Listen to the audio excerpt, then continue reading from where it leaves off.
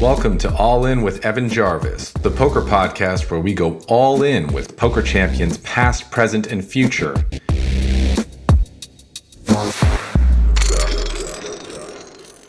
Welcome to All In with Evan Jarvis. In this episode, we have as our guest none other than former rising star, currently supernova, sitting out there in the galaxy, lighting all the stars around him, Mr. CHARLIE CARREL. Yeah, you might have heard of him. You might have heard of him on some other podcasts. You might have heard of him on the Poker News. You might have watched him playing online as Epiphany77. This is one guy who has some real good game and knows how to get the results. CHARLIE's story is a great one. He started with 15 pounds in his account, had a good result in his first tournament, otherwise isn't sure if he would have continued, and then he just took it from there. You know, he was practicing, playing a lot, started looking for poker tips on YouTube and found the Gripsed channel. Started watching every video that was there, and as soon as we opened the Skype group back in the day, which unfortunately is closed, but we hope to replace with something even better in the near future, he was one of the first people in that Skype group, chatting with everybody there, answering any questions that anyone had because he knew it was going to help him evolve his game. He also actually would let people watch him play and let people sweat his sessions. And this was the same when he was playing 10NL as when he was playing 1KNL. Truly, CHARLIE loved to share and loved to help those around him and was always open to getting feedback and learning, and realized that that was more important for him than, keeping his secrets safe and keeping them to himself. And in this episode, CHARLIE, being the multidimensional being that he is, he talks about a lot of things outside of poker strategy which are helpful to developing a well-rounded person and a well-rounded poker game. One of which is the importance of working on your social skills in addition to your strategic skills. And working on your social skills will help you on the tables, and that you'll be able to engage people in conversation, get more information. It'll also help you connect with other people so you can find poker friends and poker study buddies, which is a massive game changer. But on top of that, socializing will just boost your overall feelings of happiness and well-being. CHARLIE's background, he actually came from being bullied quite a bit in school, so he had a negative view about people, but he realized that that negative view he was holding on to about other people was really limiting his experience in life. So he went about making the necessary changes to rid himself of that belief and replace it with a more empowering one. In this episode, you're also going to learn how CHARLIE developed his game and became one of the best on the tour. You may be surprised at the amount of hours he put in studying to get the results that he did, recognizing that firsthand experience is often the best teacher. You're going to also learn about the importance of introspection, and in CHARLIE's case, also the value of introspection with the use of psychedelic plant medicines as well. Now, obviously, there's a big disclaimer here that you shouldn't just go out and try psychedelic medicines after listening to this podcast, but it's something to be aware of, that there are many modalities out there and many tools out there to help us get to know ourselves better. And the psychedelic experience is just one of those pathways to get there. CHARLIE's an absolute character, and his story about the Scoop main event, the one where he won $1.2 million from a Starbucks in Mexico, is going to have you laughing for quite some time. He does a great job of telling the story and really capturing all the emotion in it. I enjoyed that one loads. You're also going to learn about how easy it is to have disappearing money, something that I can relate to, and is something that often happens when we're experiencing lots of success and financial success at a young age, and we're just so busy trying to accumulate more money that we can be pretty frivolous with it, thinking it's just going to keep coming. And CHARLIE also really talks about the importance of having a big picture view and knowing that there's more to life in poker. And in this episode, he shares his vision for a better world. I was really impressed by that. I feel like CHARLIE's wise beyond his years. So this episode is an absolute treat, and if you haven't yet met him, CHARLIE CARREL is someone you're going to really love to meet. This is Evan Jarvis. with All In. I hope you enjoy the conversation, and I hope you'll learn some lessons that help you boost your confidence and build your bankroll. Now, without further ado, let's get stacking. Welcome to the show, Charlie. How are you? Pretty good, Evan. Always find this part of the interview kind of awkward because we've already said hi and caught up and had a good old laugh. But yeah, I'm doing really well. Super excited to be on a podcast or an interview or whatever this is with somebody that I know that I can connect with. So I don't have like the anticipatory anxiety of thinking, oh shit, what if I don't like this dude? What am I going to do for the next hour? Yeah, so it's a pretty relaxing. Yeah, and he's just peppering me with questions, and I promised I would do this show, and there's nowhere for me to escape because I'm tied to this headphones and these microphones, and I guess we're just going to ride it out. We can do this, get through this together. Yeah. And yeah, Charlie and I have had a really fantastic little pregame talk and lots of laughs, and we both truly believe with our full being that this is going to be one of the most fun, most enjoyable podcast experiences ever. Yeah, we got this. Yeah, we got this hard. And I think what's really cool is, we go back, like Charlie and I go back. I think we talked on Messenger probably around 2013. Yeah, it was right at the beginning of my career, so it was probably around then. Yeah, and the first time we talked through voice was the first Sunday in 2014, which we'll get into pretty quickly. That's a pretty that was a good Sunday. Pretty key moment in the story, and there were a few things that were going on that Sunday that I'm excited to talk about and get your perspective on and get to share and really get to open up on. And I think that's what's cool about shows where people actually know each other is we're kind of just going to have a real conversation as we would if we were like hanging out. And yeah, just like catching up, revisiting memory lane and just going all over the old memories that we had. Yeah, and you guys get to kind of drop in on that. I think the last time we did a show like this was when we reviewed your Sunday Million with Ben. And that's super long ago. Was that 2015? Yeah, something ridiculous. That's not that long ago, though. It's so long ago. That's like I guess in internet land, that's like 25 whatever. And that was just so well received. People said that's still one of the best like training videos they've seen. So yeah, people actually still come up to me, just like in EPTs or whatever they're called now, and still say, "Hey, yeah, I watched that video you did with, was it like Ben? Oh, that was just like the sickest thing. I've watched it like 6 times." Like, oh, sick. That's nice. I should probably make some new content, shouldn't I? Yeah.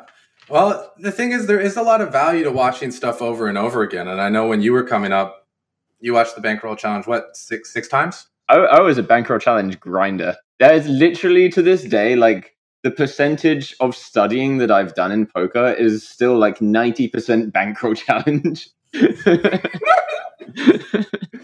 Yeah, man, that was a super fun series. So for those of you who are listening who are not familiar with the Bankroll Challenge, way back 2012, when I started making videos for Gripsed and Charlie decided he was going to get an online poker and was doing his studying, there was a thing, the Bankroll Challenge, where I said, okay, I'm going to turn $100 into 10K was the goal.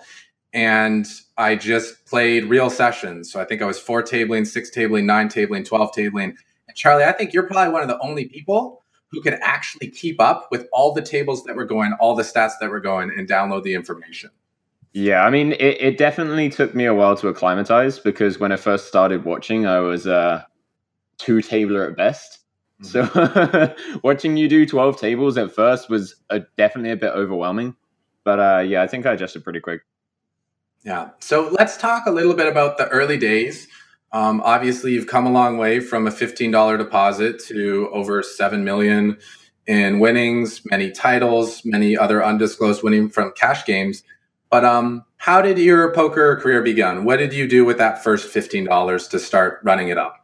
So it started out with the guy that I was living with, who is, I don't know him anymore, not super relevant. He had just deposited some amount of dollars on PokerStars and was sitting there one tabling 2-0 playing like a super nit. And he said, yo, you used to play poker, didn't you? We spoke about this. So why don't you have a go? And I was super dubious. I didn't think that it was going to be very exciting and left it a couple of weeks. But after I'd seen that he'd made like $5 or $10 or something, I decided to try it because I did remember that I used to love poker when I was younger. Used to play in home games like £10 each, and dealing ourselves, playing like shit and drinking. So yeah, I deposited $10, $15, sorry, £10, and back when the pound was a thing. God, the days, man, the days. It was so cheap to go to America. And I started playing, and the first thing I played was a $1 turbo, and I remember the rush of playing that turbo as I got deeper and deeper and deeper. It was definitely more adrenaline than I would currently get final tabling like 100K by far, by like not even close. And I ended up winning that turbo for like 40 something dollars. And after that, I think I was just bitten by the notorious bug and didn't turn back, didn't stop playing, didn't stop thinking about it until pretty recently. Mm-hmm. And do you think that you talked about the adrenaline rush and the high that comes with winning and the high that comes with getting deeper and having a chance to get that first place and that prize, whatever it is, but the feeling of like, I won, I beat everyone. Do you think that adrenaline, that little bit of a high, is one of the things that draws a lot of people to this game in the beginning? Yeah, I think it draws a very large percentage of people. I'm not sure how large a percentage of the people that are at the top of the poker community were originally drawn in by that. Like from your experience, like a lot of the bigger names. Do you feel like that has been one of the main motivating factors for those people and for you? I think definitely in the beginning, there's a lot around achievement. And people want to be seen as someone who is very successful, someone who has mastery over something and the rewards that come with it. And I feel that the learning process in itself is something that can give that feeling, that high where you're like, I'm getting better, I'm getting smarter, and I'm getting results. Yeah. The cool thing about poker that I don't see in a lot of other disciplines, at least the things that we can do like when we're younger, is that you get that instant feedback. And that instant feedback comes in the form of money. And I'm pretty sure when it comes to things that can drive people, things that can give people pleasure, and things that people can be addicted to, the only thing that might rank higher than money is probably sex. I can see that being a pretty close contention between the two. Yeah. So I think the fact that money is so rewarding and it kind of plays on those same receptors and reward centers that a lot of addictive substances do, that when we're getting money, we're like, oh my God, this is amazing. So I think that's the beginning of the high, the rush that people are going after. But at the same time, you're like, I'm actually making money that I can use and I can be functional in life. So this is something that's cool. I get a good feeling and I'm also providing for myself.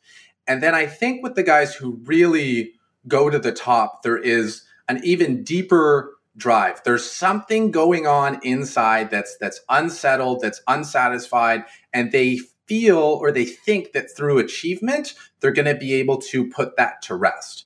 Yeah. And it's kind of interesting because in the essence of it, all we have inside of us is just feelings, and just like watching other people's interpretations of trying to articulate those feelings and being like, maybe it's this or this or this or this. And it's just like vague stabs in the dark of what it all could be. But it's really interesting hearing one person's perspective of what those feelings could be and then another person's. Yeah, because the feelings, like words really can't encompass everything that's going on.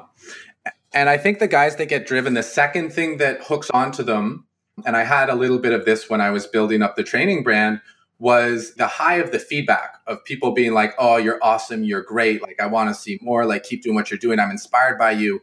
So now they have the second high of other people kind of putting attention and energy towards them. And when you combine that with money, it's just this kind of ultimate rush. And I think that's the thing that like televised poker tournaments really bring together for poker players. It's like you can get this ultimate high of winning an insane amount of money, beating all these really talented people. So it's great for your ego. Oh, and meanwhile, thousands of people are watching this, in some cases, hundreds of thousands, maybe millions. And when it's all said and done, you're going to be like the center of attention. You're going to get all these cameras on you. And for the ego, it's like the greatest thing ever.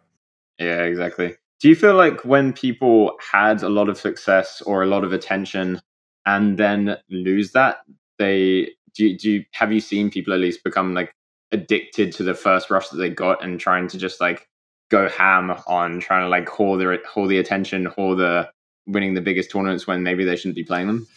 Yeah, this is 100% something I feel I have witnessed, and something I feel I've experienced on a smaller scale, is that when you have that first big score, and I'm really excited to hear what your feelings were around this as well. I feel like when you have that first big score and you get that high that you're just like, wow, that was unbelievable. I want that feeling again. And you realize how many factors had to come into play to get it. You know, this is a 3 or a 7 or a 10-day tournament. And it's all the hard work building up to this point where you're like, oh, wow, it all came together. That when that fades, you're like, okay, how do I get that back? And I think that's why a lot of people may turn to drugs, or they may turn to like other degenerate behavior, because they're trying to get the high again as quickly as possible without realizing like you kind of have to work hard and earn those highs to really be able to enjoy them. And it's not about getting another one. It's about stopping and being like grateful for like, wow, I actually got to do that and feel that and experience that. And like, they're suddenly just trying to get it back again. That's like the classic thing to happen, isn't it? When someone at the beginning of their career or early on just binks a huge tournament, and you see all those classic chart scope graphs where they're just like playing the micros, grinding up a steady like $100 a week or something, then they bink 200K. From there, it just plummets. It's just like a cliff. It goes way below the point that they were at before they got the big bink. And I think that is almost illustrative of what happens in people's lives when they get that big bink and they have that huge high, and then they spend all the money, and then it's a huge amount lower. Similarly to what happens when people win the lottery, isn't it? Charlie, are you inside my head right now? Are we sharing a collective space? Because I was like, yeah, this is the story about people who win the lottery and they're not ready for the wealth. And not only do they end up with no money after a year, they end up with less than they had, and they're in debt because they got attached to this lifestyle and other people had expectations. But you talked about people, you know, playing the micros, playing $1 tournaments, and then binking 200K. I feel like that's a story that's pretty close to your heart. Hey, I was a high stakes grinder at the time. Okay, so yeah, can you tell us about, you know, what people saw from the tournament, and you know, the big scores of the Sunday Million, kind of the catalyst, and what was going on behind the scenes that you were doing that they weren't aware of during this process of transformation? So if you were to look at my shark scope, it looks like over the first 7K hands, I'd just been playing micro stakes, which I was. And then it looks like straight after that, I suddenly binked a tournament, and then it was just uphill from there. But in between those first hands where I was like steadily trying to grind the $1.50 to $7 sit and goes, I made the transition over to cash games, and which was when I first started watching the Bankroll Challenge. And I grinded over the course of, I guess I'll tell it in full. So like I started off playing, I think like 5NL cash, something along those lines.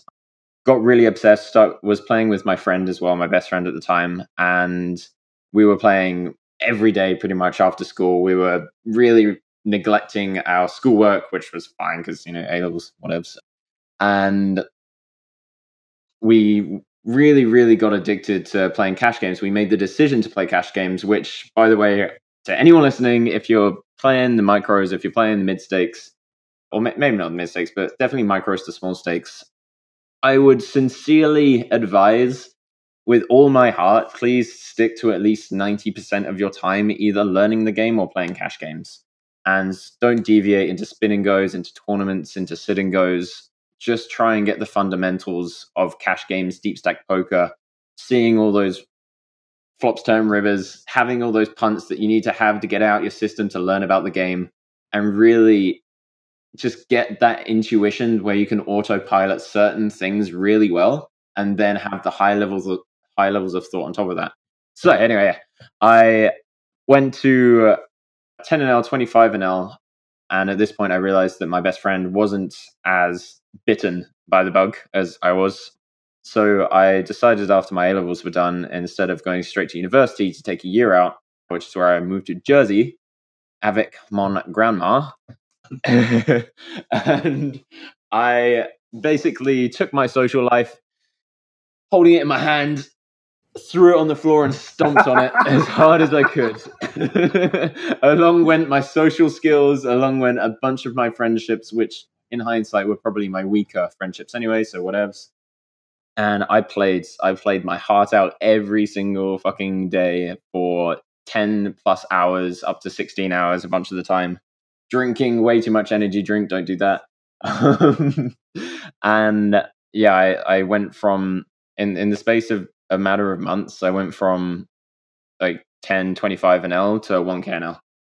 And it was a very, very dramatic increase. And even though the time frame was quite short, the amount of hands that I played in that time frame was quite big. So it would definitely, even though it seems like I didn't work hard for that long, I really did work fucking hard. So yeah, I got up to 1K NL, had some huge swings, found out a lot about myself there, learned a lot about bankroll management.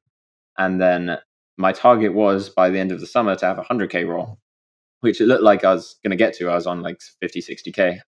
Then I decided to take my money over from Party Poker and put a bid in PokerStars. Mm-hmm. And I played Sunday. I can't remember if I played Sunday Million. I probably did. I ended up winning like a PLO tournament or an NLO tournament for 5 or 6K. And then the next Sunday I played, hadn't slept the night before because my girlfriend at the time had been over the night before and then she left. So I just had 0 hours sleep and played the Sunday. And I came like 6th in the second chance for 10K, which was by far my biggest score at the time.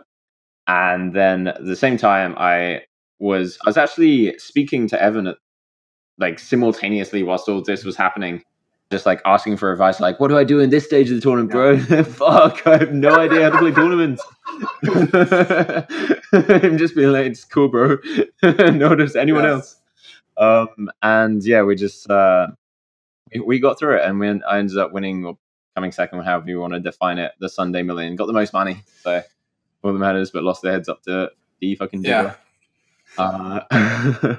And yeah, I very sleep deprived, didn't really sink in, didn't really have any feelings at the time, but afterwards got to super feel it. Yeah, I think it's pretty interesting that, you know, after you get that huge win, you couldn't really feel it, because I can relate to that when you've played so much and you have exhausted all your resources, all your physical resources, all your mental resources to get this result, you don't have the energy left to feel the emotions.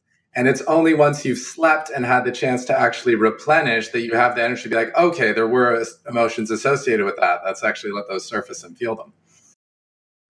Yeah, for sure. I also feel, and I don't know if this is similar for you, that whenever I've been playing poker, I've really tried to compartmentalize logic and emotion and just really shun emotion out of it, which is kind of a sad thing that has to happen. Like, I wish that weren't the case. Mm-hmm. And I agree with you on that when I was doing the best in poker, when I was kind of all in on poker, I was basically like, you know, a sociopath, that I'm just all about, I got to get the results. It's all about me. I'm going to slay these people and take their money. And as I got into, you know, really opening back up, feeling into emotion, understanding myself better, it became harder to play the same way I played before, because I had a bit more compassion. I had a bit more care for my opponents. And I just felt that I didn't have the same killer instinct as a default.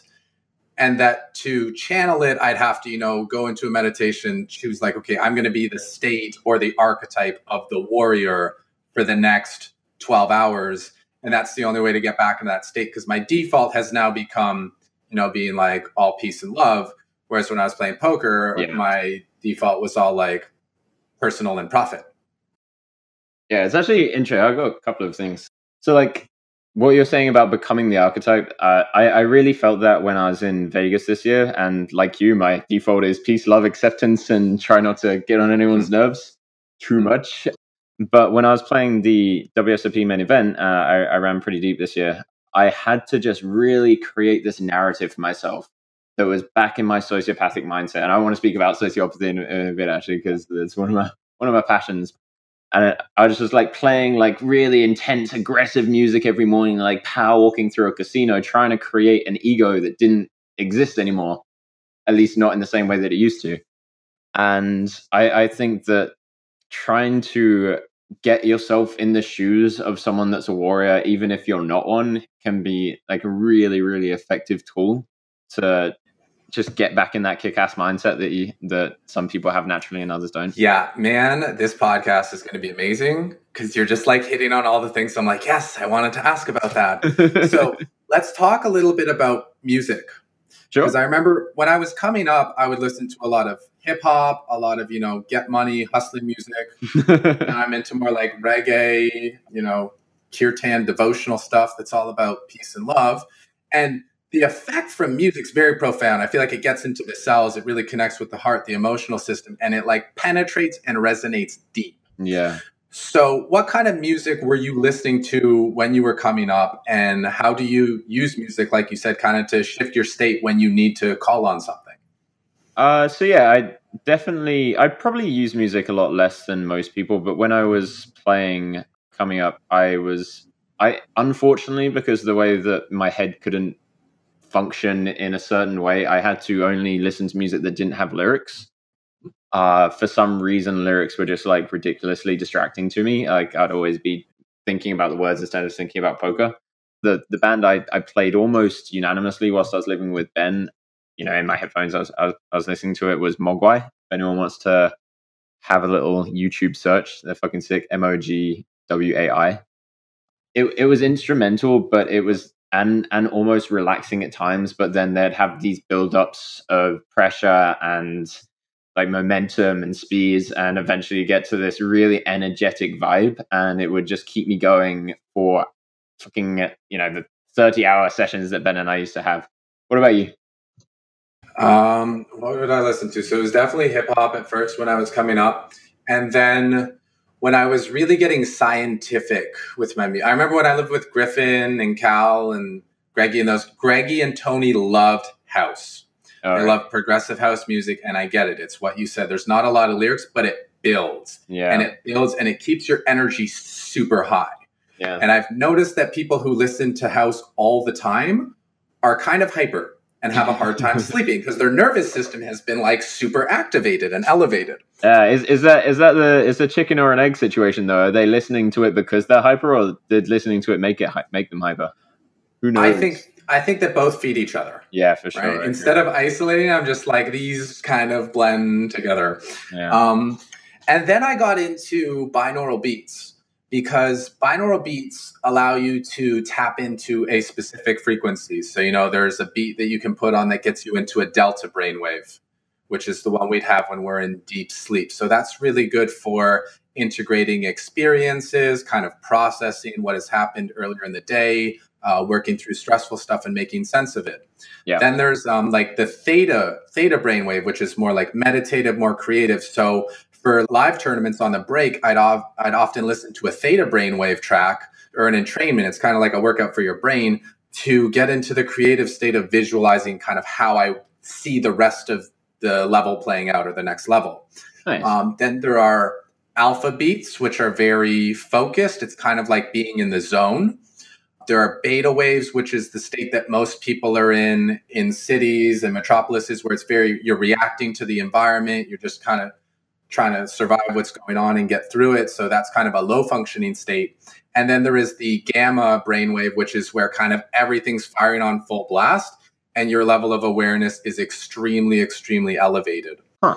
That's super. That sounds like there's a whole rabbit hole to look into. I haven't actually looked into any of it myself, but I can say from like an ex-skeptic's point of view, this is the kind of thing, if anyone's listening, they're just like, no, it's bollocks. Generally, whenever something like this comes up, the instant human reaction for a lot of people is just to shun it and not really try it. But pretty much every single thing like this that I've come across that I've been initially skeptical towards has ended up being some kind of a thing. Mm-hmm. And if people say it works, then it probably fucking works. Yeah, and they're really game-changing things. And the cool thing with these is I would put them in and kind of be like, okay, I want to be in this state. And then I could turn the music off and just kind of pay attention to the table.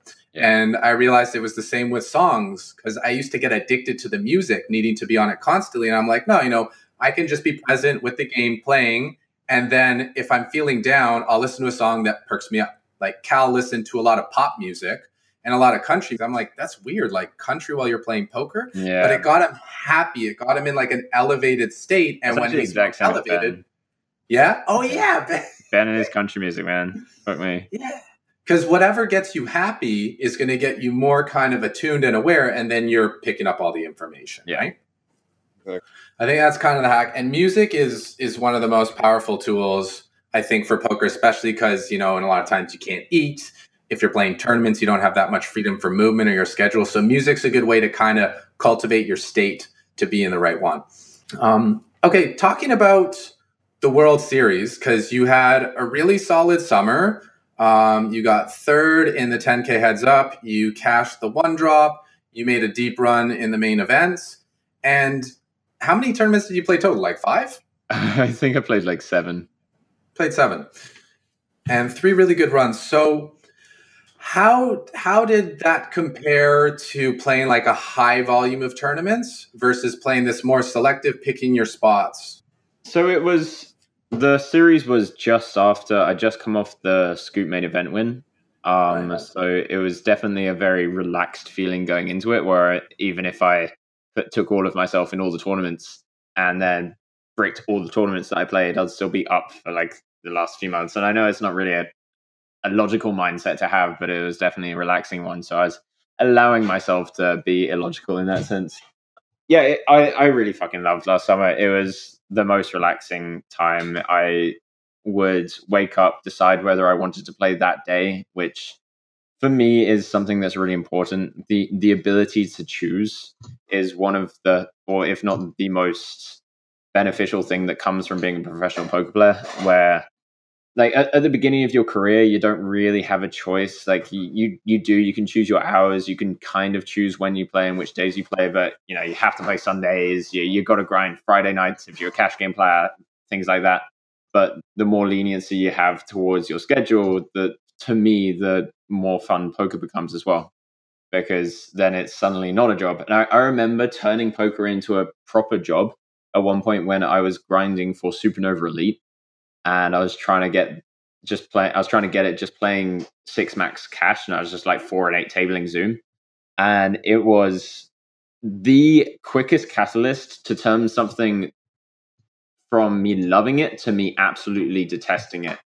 And if anyone out there shares that, I would really recommend not ever setting yourself an absolute solid schedule unless you really have to, because for me, it was just absolutely incapacitating. Yeah, I think there's a huge shift when we go from getting to do something to suddenly having to do something. And the state of mind that comes with that, it just shifts the experience completely. So talking about, you didn't have pressure to play, but you did have a nice environment with a lot of cool people around you, so that if you chose not to play, you had a lot of fun stuff to look forward to. Can you speak to, you know, who you lived with, what it was like living with them, and how it kind of felt having that family experience with them? Yeah, so originally it was me, Ben, Kelly Windholter, and Kate.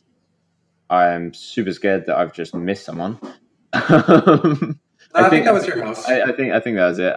And yeah, it's like we definitely had a very mixed group, and there were some tensions that arose from it, because there was like Kate on one side who was, I don't know if she still is, super rational and skeptical of everything, and very against, you know, things like healing crystals and that kind of notoriously hippie stuff. And then there was Kelly on the exact polar opposite, and there were people coming around, and there were lots of things surrounding that. We actually did the rice experiment. I don't know if you've ever heard of that. This is a huge tangent, but have you ever heard of the rice experiment? Well, I mean, Kelly told me about it, but our listeners haven't heard about it, so go ahead. So the rice experiment is, the premise is that one can control external factors with thoughts, which isn't something that's unknown to science in general. Like the placebo is basically that, and that's an extremely potent thing. But the rice experiment says that you can specifically control the deterioration or how quickly rice molds just with the power of thought. And so like when I heard this, I gave it a 0.01% chance of being real, and I thought that was super generous. And Kate gave it a lot less, and Kelly gave it 100 or whatever, because percentages rub it off.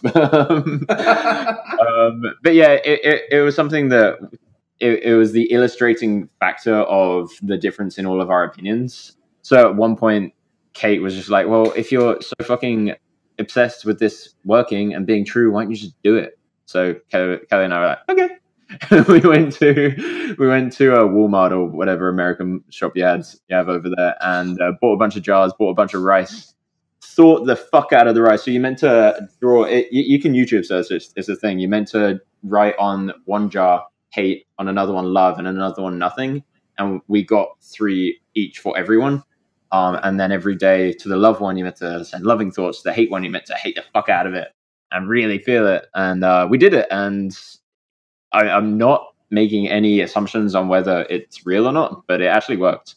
Like the hate one deteriorated a lot quicker than the love ones. My hate one went the furthest. My love one stayed the nicest. Which is counterintuitive, because I definitely wasn't the most emotional person there. But yeah, I don't know. It was a little fun. So like the house in general had that kind of relaxed, experimental, but sometimes highly strung vibe. Halfway through Vegas was when I met Hannah, who you've met, and is the person who I can't go an hour without speaking about at the moment. So probably going to have to mention Hannah a bit. She is my girlfriend at the moment, and I met her in Vegas, and it turned the experience from an 8 out of 10 to a number that I'd never even heard of and never knew could exist. So yeah, it really took a lot of motivation to want to carry on playing poker when the alternative option was to go and spend time with my friends, go climbing, or to spend time with Hannah. So that was the main reason why I didn't play too much poker. Although I think I actually had more of an intense tournament schedule than you did, right? Oh, me? Yeah. I mean, yeah, I came to Vegas and I played. I mean, I was only going to play the main. Oh, really? And I wasn't even sure if I was going to play the main. I just wanted to like play coach and play like healer and motivator, because that worked really well in 2012. I'm like, let's just do that again. And Cal was like, dude, I mean, if you're going to be here, you should probably at least play. I'm like, okay, fine. Like, we'll play the main. And a week before it, Tony and Greggy are like, dude, like, are you going to play poker? I'm like, yeah, I'm going to play the main. They're like, yeah, but like, like, are you going to like warm up to play poker? I'm like, why do I need to warm up? I'm like building my energy. Like, I'm going to be focused. I'm going to be strong. I'm going to be fresh. Like, dude, you need to get in rhythm. Just like, trust us. Cause we've tried it with that. Well, Greggy had not tried it without. Yeah. Because he loves to grind, but Tony tried it without. And he's like, dude, you got to get in rhythm. So I'm like, okay, fine. I'll play the online event. So I went and played the online 1K and I got 4th. So I'm like, I showed you guys, like, I'm in rhythm. I'm good to go. And I felt like the main, it was one of my earliest bust outs ever. I think I was out like 6 hours in, but I felt really good about my play. And I was actually sitting right beside Greggy. Oh, yeah. And right across from you as well. And Greggy's like, dude, you played really well today. Like, I thought you were going to suck because you hadn't played all summer, but you had some swag, you had some skill, and like, you did real well. Nice. And I appreciated that. But I do agree with them that to play one's best, it's important to get in rhythm, and it's important to kind of like, we do the love stuff and the meditation, the exercise, whatever kind of nourishes the soul. But when we're getting ready for competition, we have to do kind of what you said, and transition to the other character. Yeah. And the only way to really fully connect with that is to be immersed in the activity where we are the warrior. And we're like, okay, yeah, I'm starting to remember this. I'm starting to see the spots. I'm remembering where I'm supposed to 3-bet instead of call, and where I'm supposed to click it instead of fold, and like all that stuff. So they were definitely right. And part of my result was having good energy and being in the flow. But another part was definitely run good. Yeah. I definitely have had that experience quite a lot recently, because I've just been taking months at a time off and then returning back. And for Barcelona, I really fucked it out. I was just playing absolute trash because I had resorted back to, I was trying to play at the same level that I was before, but my autopilot just wasn't there. So the thing that I've actually used to combat that, whereas I still don't want to have to grind loads before I go play, I've just resorted, or I've taken to just thinking about poker a lot. So like I'll go to bed and make sure I think about hands for like half an hour if there's something coming up in a week. And for me, at least, I don't know if that's the same for other people, but for me, that it's definitely enough to like bolster my mind back into the mindset that it was before. I 100% agree with you. You know, if we talk about law of attraction and how when you think about one thing for an extended period of time, similar thoughts are going to come into your mind. So just by thinking about poker, thinking about hands, or watching poker on TV, the connections are going to start to wake up again and start firing again. That's actually like right before I had my Falls View score, I made that video called The Perfect Poker Player, where I listed all the people that I thought were great poker players and what traits made them so good. And then by thinking about that archetype all the time, I would kind of connect with that state, and go figure, a week later, I have my best result, because I'm like, this is who I want to be. This is who I need to be. And maybe I'm not that yet from practice, but by thinking about it enough, the supporting thoughts are going to come to me to show me what I need to do to actually fully embody it. Because, you know, it starts as thoughts, and then with the work and the time and the patience, it really becomes our whole self. That's something Hannah's really, really big on, actually, is that, and she's taught me about, is the power of affirmations. Oh, yeah. Just thinking something into existence and just saying, okay, I am this. I am this fit. I am this happy, and anything that you want, and just telling yourself that you are that. And I honestly didn't, again, I was pretty skeptical about it, but, you know, open-minded. I didn't think it was going to be as powerful as I have seen it be. But there's something about it that I'm sure you probably have a better insight than I do, because I haven't really explored it too hard. But there's something about it that just attracts positivity and attracts the thing that you say that you are. Yeah. So it definitely ties into, like, the rice experiment is a great example. You send the rice love and it becomes happy and healthy. You send the rice hate and it dies off pretty quickly. And even though you said you're not the most emotional person in the house, intellectually, you are pretty strong. You're pretty developed in your mind. And that's where it starts. You know, it starts with the thought. First, we think it into existence, then we speak it into existence, then we emotionally love it into existence, then we physically manifest it into existence. Yeah, you should have heard my my love speeches towards the rice. I was almost proud of it. It was going on like long historical rants about, without the agricultural revolution, which was revolving around rice, how the whole society as we know it wouldn't exist. Wow. And were these the kind of, so you warmed up with the rice and then you knew how to really speak to Hannah when she finally came in the picture, right? Yeah, the rice was the real warm up I needed. The rice was the warm up. It's the biggest learning curve in my life. Yeah. So talking a little bit about power of affirmation, just that, like, yeah, we can be almost whatever we want to be within reason, at like a cellular level, or if you look at like when you're dreaming or when you're meditating or when you're just kind of away from the body in your own little world, you can almost be anything. You can pretend you're an animal or a tree or a rock or just yourself or the best version of yourself or whatever. And that's kind of programming the subconscious mind, which is one of the guys who's really running the show in our waking state. And with affirmation or with dream work, we can really choose what we want to have running in the background of the subconscious mind, which is basically our default. So if we just say, I'm going to surrender and go with my intuition, with my instinct, it's going to play out what the subconscious mind has been programmed with. If we want to go against the subconscious mind, now we're going to have to face resistance and we're going to have to use more willpower to take that action, which is why using stuff like affirmations and dream building and meditation can really make the process of becoming much smoother, much easier, much more enjoyable, because it becomes the path of least resistance. And what I found with affirmations, this is the one that, like, I was like you. I'm like, man, that sounds like such a scam. That sounds like such BS. Like, there's no way it's going to work. Like, what if I just say something? No. And I found that the key to breaking through to the subconscious mind is emotion. And the thing is, you have to say the affirmations with passion for them to stick, because you and I both know about this, and we'll probably dig into it more. But when we have experiences, we're in an elevated emotional state, whether it's a positive one or a negative one, those memories stick.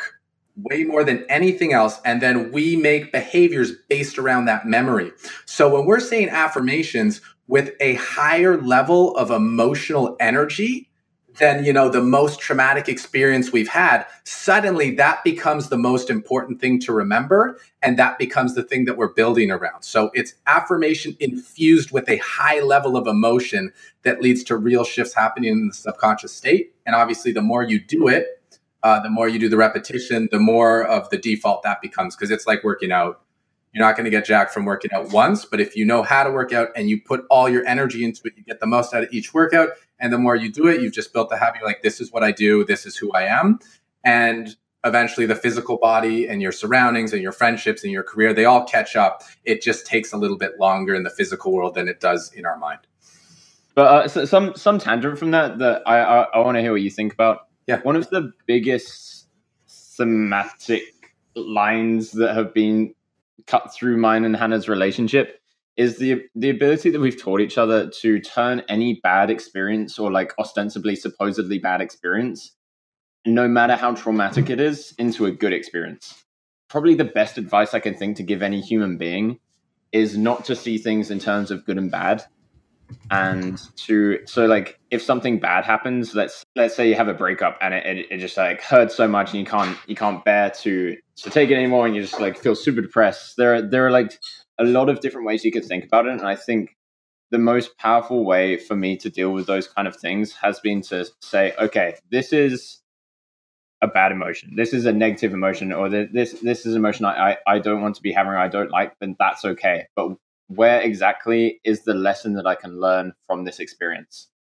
And pretty much without any, I can't think of any exceptions, all the negative or like supposedly negative experiences in my life, I can also say are the most positive experiences that have ever happened to me. So like the huge breakup that I had that I was really depressed about, being the most transformative experience I've had. Being bullied as a kid has been what made me. And without any exception that I can think of, and there maybe are exceptions where things are just so shit that you can't get anything good from it, but that kind of mindset has been the best change that's happened to me pretty recently. All In is brought to you by Gripsed Poker Training, where we teach you how to get stacking. Visit www.gripsed.com to find out more about our holistic approach, which will help you transform your game and transform your life. And if you're interested in playing online poker, visit www.gripsed.com/free and receive a free training bundle valued at over $200 when you create a new account at one of our partner sites. That's available at www.gripsed.com/free.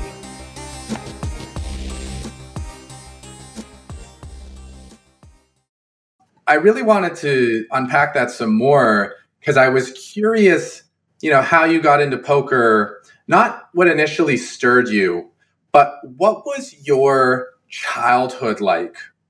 Was your dad in the picture? Was your mom in the picture? Happy family? What was the relationship like with money and with work? And how do you think that early upbringing led to you ultimately being like, I'm going to play cards? So money was always never really too much of an influencing factor. I came from a pretty humble background. My dad left the picture when I was 5, pretty much. I mean, I saw him every now and again, but he wasn't really there. So my mum was a single mum for a while and supporting 2 kids. I really, through that, I think, learned the value of money in terms of how much it means to some people. And I think that a lot of people, unfortunately, never get to experience that, and can often have some pretty toxic, by toxic, I mean just toxic to other people. It's not objectively toxic, but it can be toxic views on money and ways of speaking about it and spending it. So I'm really grateful that I got to live through quite a large portion of my life not having money. And also something that came with that, I think, is realizing how even with almost no money, you can just be happy. You can have a good lifestyle. You can be a loving family. You can go out and do all the hobbies you want to do. And yeah, there are restrictions, but that's okay. You can still create a happy life without, and you can create a very unhappy life with it. And I think that has been probably one of my biggest strengths when it comes to poker is the emotional detachment to money. And even though I've become a lot more of an emotional person over the last 3, 4, 5 years, I've never still gained or regained an emotional attachment to money, which I'm infinitely grateful for. And I'm not considering it as something that I've done personally good. I just happen to have luckboxed my way into not caring about it through like circumstance. So I'm really happy about that. Childhood in general was it was pretty tough for me. I was a very conventionally unattractive, conventionally awkward, high on the autistic spectrum, pretty high, like really, really intelligent, like a lot more intelligent, like proportionally to the rest of the population than I am now in areas like maths, English, all the school subjects, chess, things like that. But I got really, really severely bullied. And this is something that I really enjoy speaking about because it is taking an experience that is terrible for a lot of people around the world and trying to put a positive spin on it and tell people, I like telling people it's going to be okay. Like, here are the benefits you can get from this. It sucks. Trust me, I understand exactly what you're going, or not exactly, I understand a lot of what you're going through, but here is how it helped me and here is how it changed my life. And I really want to do like a TED talk on this one day. But how bullying affected me was, and it was like intense bullying. It was like bullying from literally almost everyone in the whole school. It really excluded me from everything. And I had to firstly become very independent in a way that I think a lot of people never really have to deal with, where I was completely alone. I was lucky enough to have my mum and a friend, but a lot of my school experience was just trying to hide from everyone. And then in those moments, trying to find good times and trying to find small little wins, like, oh, I managed to avoid this bully or I managed to do this math problem by myself. So yeah, that was part of it. And another thing it did is it forced me to build a personality and to really study other people, because I had life on super hard mode, and it forced me to ask, okay, what is it that make people like you? What is it that make people happy? What is it that will make people want to speak to you and want to communicate with you? And that kind of like forced intense criticism of and analysis of other people, I think, has really carried on, not just with people, but I think with everything. Because of that, I had to force myself to be very self-critical as well. And I had to really think, okay, this social interaction went terribly, like it went to shit. So what did I do wrong? How could I change that? And I think that almost obsessive thought process has really carried on into how I play poker. So I'll go back over a session, think about the hands that I think I made a mistake, not even mean to, but I'll just be constantly obsessing about what could I change? How could I change it? What did I do wrong? And I think that that's one of the biggest things that the biggest benefits that I got from being bullied as a kid. Mm-hmm. So you talked about you know the need to really pay attention to other people, to kind of read other people, identify who's safe, who's not safe, how to behave to be accepted and safe in certain environments. Do you feel that that kind of was your initial training in reading people, and that's part of why you've developed a natural knack for reading others at the poker table and really breaking them down on a deep level? Yeah, it's actually something really interesting that I've learned from being with Hannah is that I've really learned to distinguish the two types, or like two distinct types of reading people. So like the way that I read people isn't on an emotional level, because like fundamentally I'm still like pretty high on the autistic spectrum. My empathy isn't as high as it definitely could be. It's definitely increasing, but still not that high. The way that I read people was more of an analytical thing. So I'd be like, they did that. That means they want that. So that means I should say that. Mm-hmm. They said that. That means they're feeling that. How would I combat that? Whereas someone like Hannah, she had way, way, way, way, way more of a traumatic childhood than I did.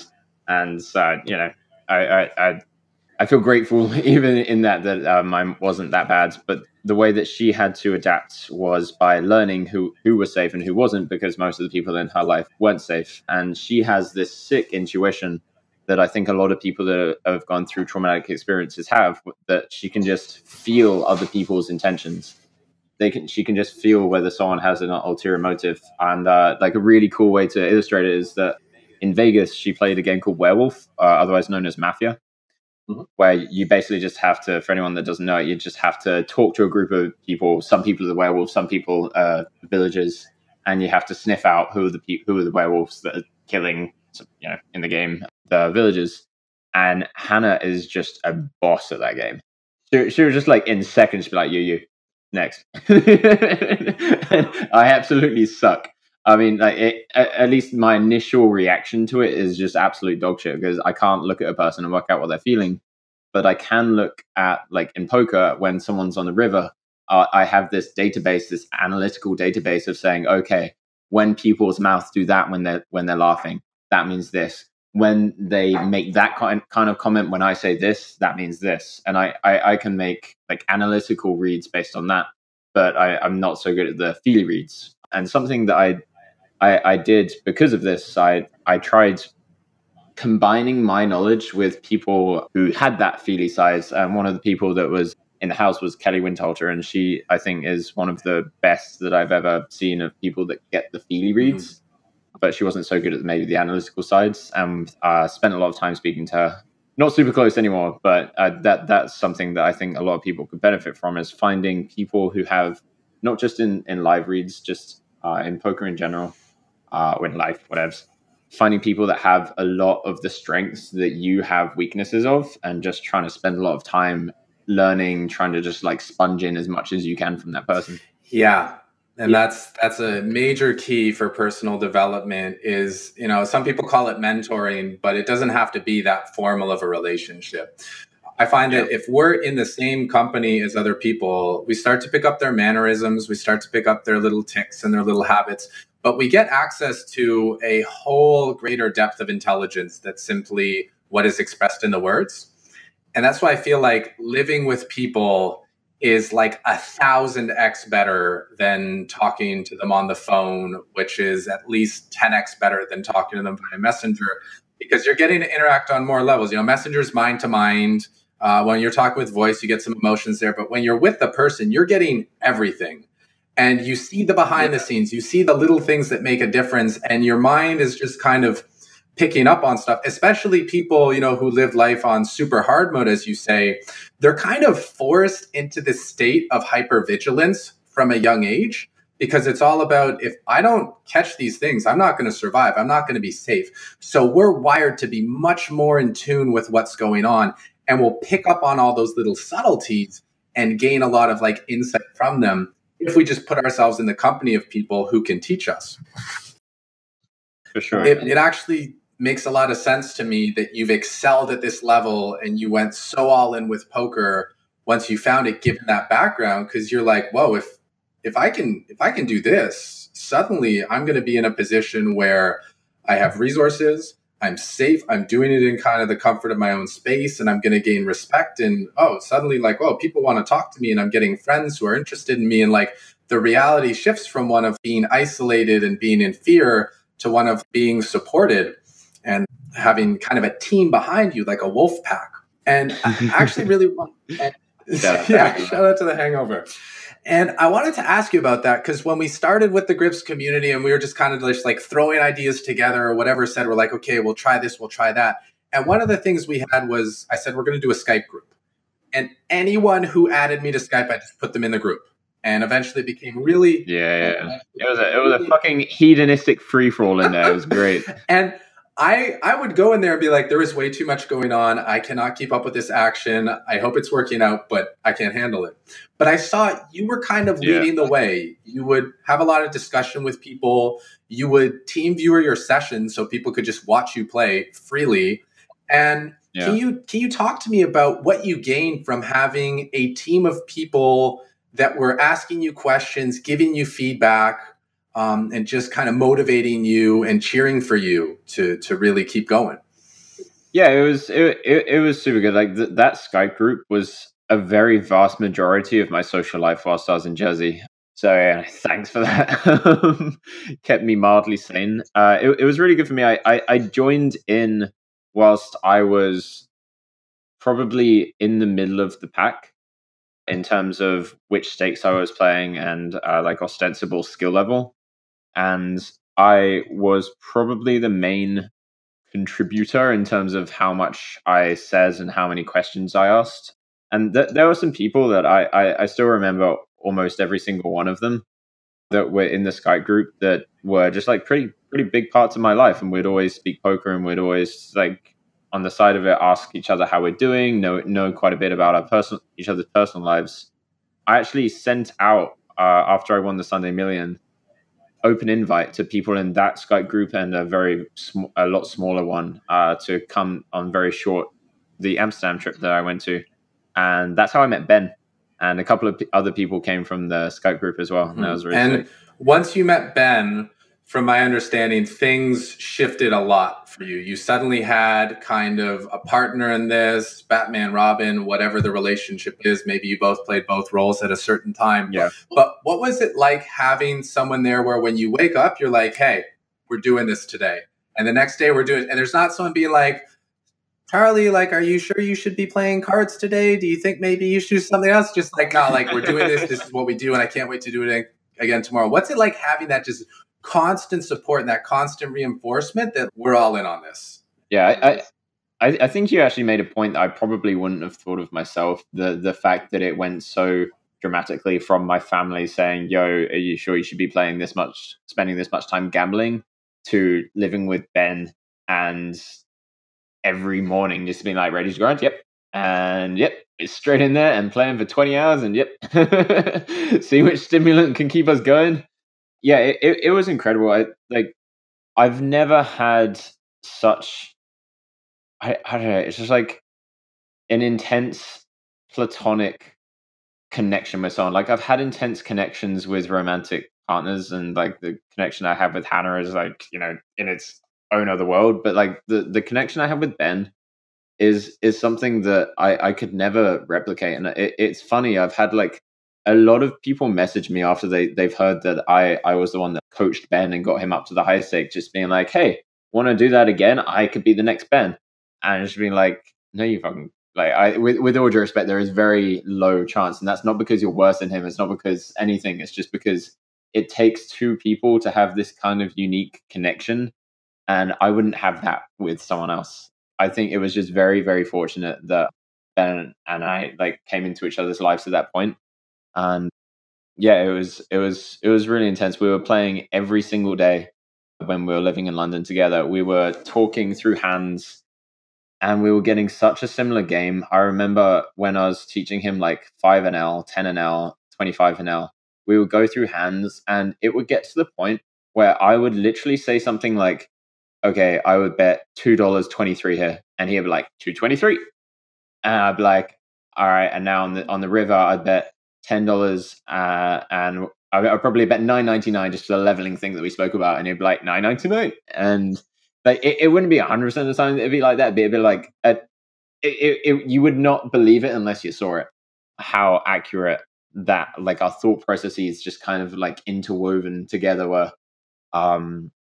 And yeah, it was. I think it was also very, very nice to have someone around all the time that just understood everything that I was saying. And I think that that's something that, there are lots of different types of intelligence, and I don't rate one type of intelligence over another, but one that I really value personally for myself, because I liken myself as just like a quick, analytical, logical intelligence, where you don't have to explain all of the steps between, you say A, which leads to B, which leads to C, which leads to D. You can just jump from A to D if you're in a certain company. I had that with Ben, and it meant that a lot of our conversations were super streamlined. Like, people would always say if they heard us speaking through hand histories, they wouldn't understand a word. And these are like professional poker players, but we would just have our own language that was just so quick, and like all the ways that we had of speaking, all the little intonations and the in jokes that we had of speaking, that it was I don't know, it was incredible. And I actually find it, I used to find it very difficult to speak this enthusiastically and like passionately about a male friendship, but it's something that recently I've just like, why the fuck would I find it difficult? So it was fucking incredible. So yeah, definitely, Ben was definitely a very huge influencing factor on my life, and I know I was his. Like, he wouldn't be a professional poker player if he didn't meet me, and I'd definitely not be anywhere near as successful as I am if I didn't meet him. Yeah, I know what you mean, and it's really important having that connection. It reminds me a lot of, like, for me, it was Greg. It was Greg Merson. Oh, really? Did you go up together? Yeah. So what happened with Greggy and I was, I think 2010 summer. I had a really rough summer, and I decided that I needed space to recover from just like the huge downswing. And so I told my roommate, like, you got to go. And at the time, it seemed like a really bad decision to be like, yeah, my good friend, my grind buddy, we've known each other since grade 7. Like, you got to go. Just, I need the space. This is a year that's pretty challenging for me. My girlfriend wants us to get more serious. So she wants me to kick my bad habit of smoking cigarettes, which I've probably been doing like 6 years at this point. Jesus. And super deep in the hole. yeah, and I'm living by myself. I'm playing a lot of volume. I'm pushing myself. I'm comparing myself to a lot of the other people in forums. So I got a lot of pressure on myself, and I feel like I'm starting to break down a bit. My body is starting to break down. I haven't been exercising much. I'm not eating well. I'm just not taking care of myself. And I messaged my friend Andrew to say, hey, man, like, I need a massage. Can you hook me up with someone? Because he's in training. He's like, you don't need a massage, dude. You need a chiropractor. You need some serious work and some readjustment. And I'm like, okay. Cool. Hook me up with the guys. So I meet my first body worker, Dr. Greg Bell, who is a very important player in the story. And I see him, he starts to fix me up, and I talk to him about what I'm into. He's like, oh, you play poker? Dude, that's awesome. I've seen poker on TV. Like, you play, like, do you go play at like the World Series? Oh my God, you play like, dude, I'm coming.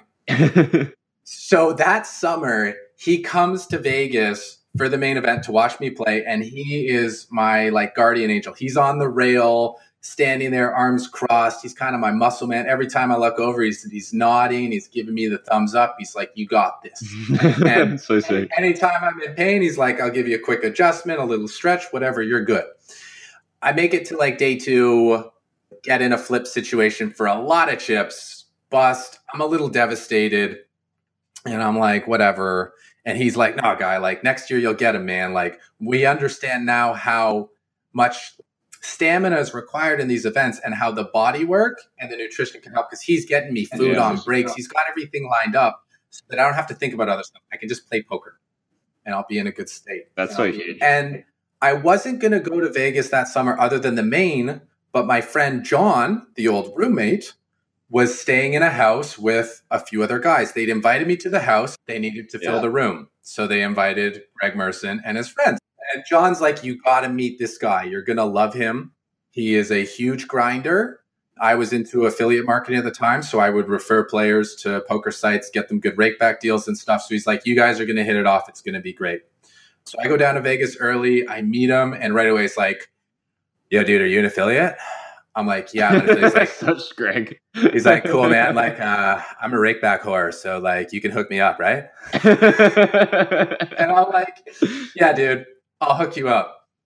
And we chill a few times that summer, and like, he's awesome. I love this guy. Like, the connection is just there. You know, like they say, soul connection. You meet someone who really gets you. We got each other. And this is right post Black Friday.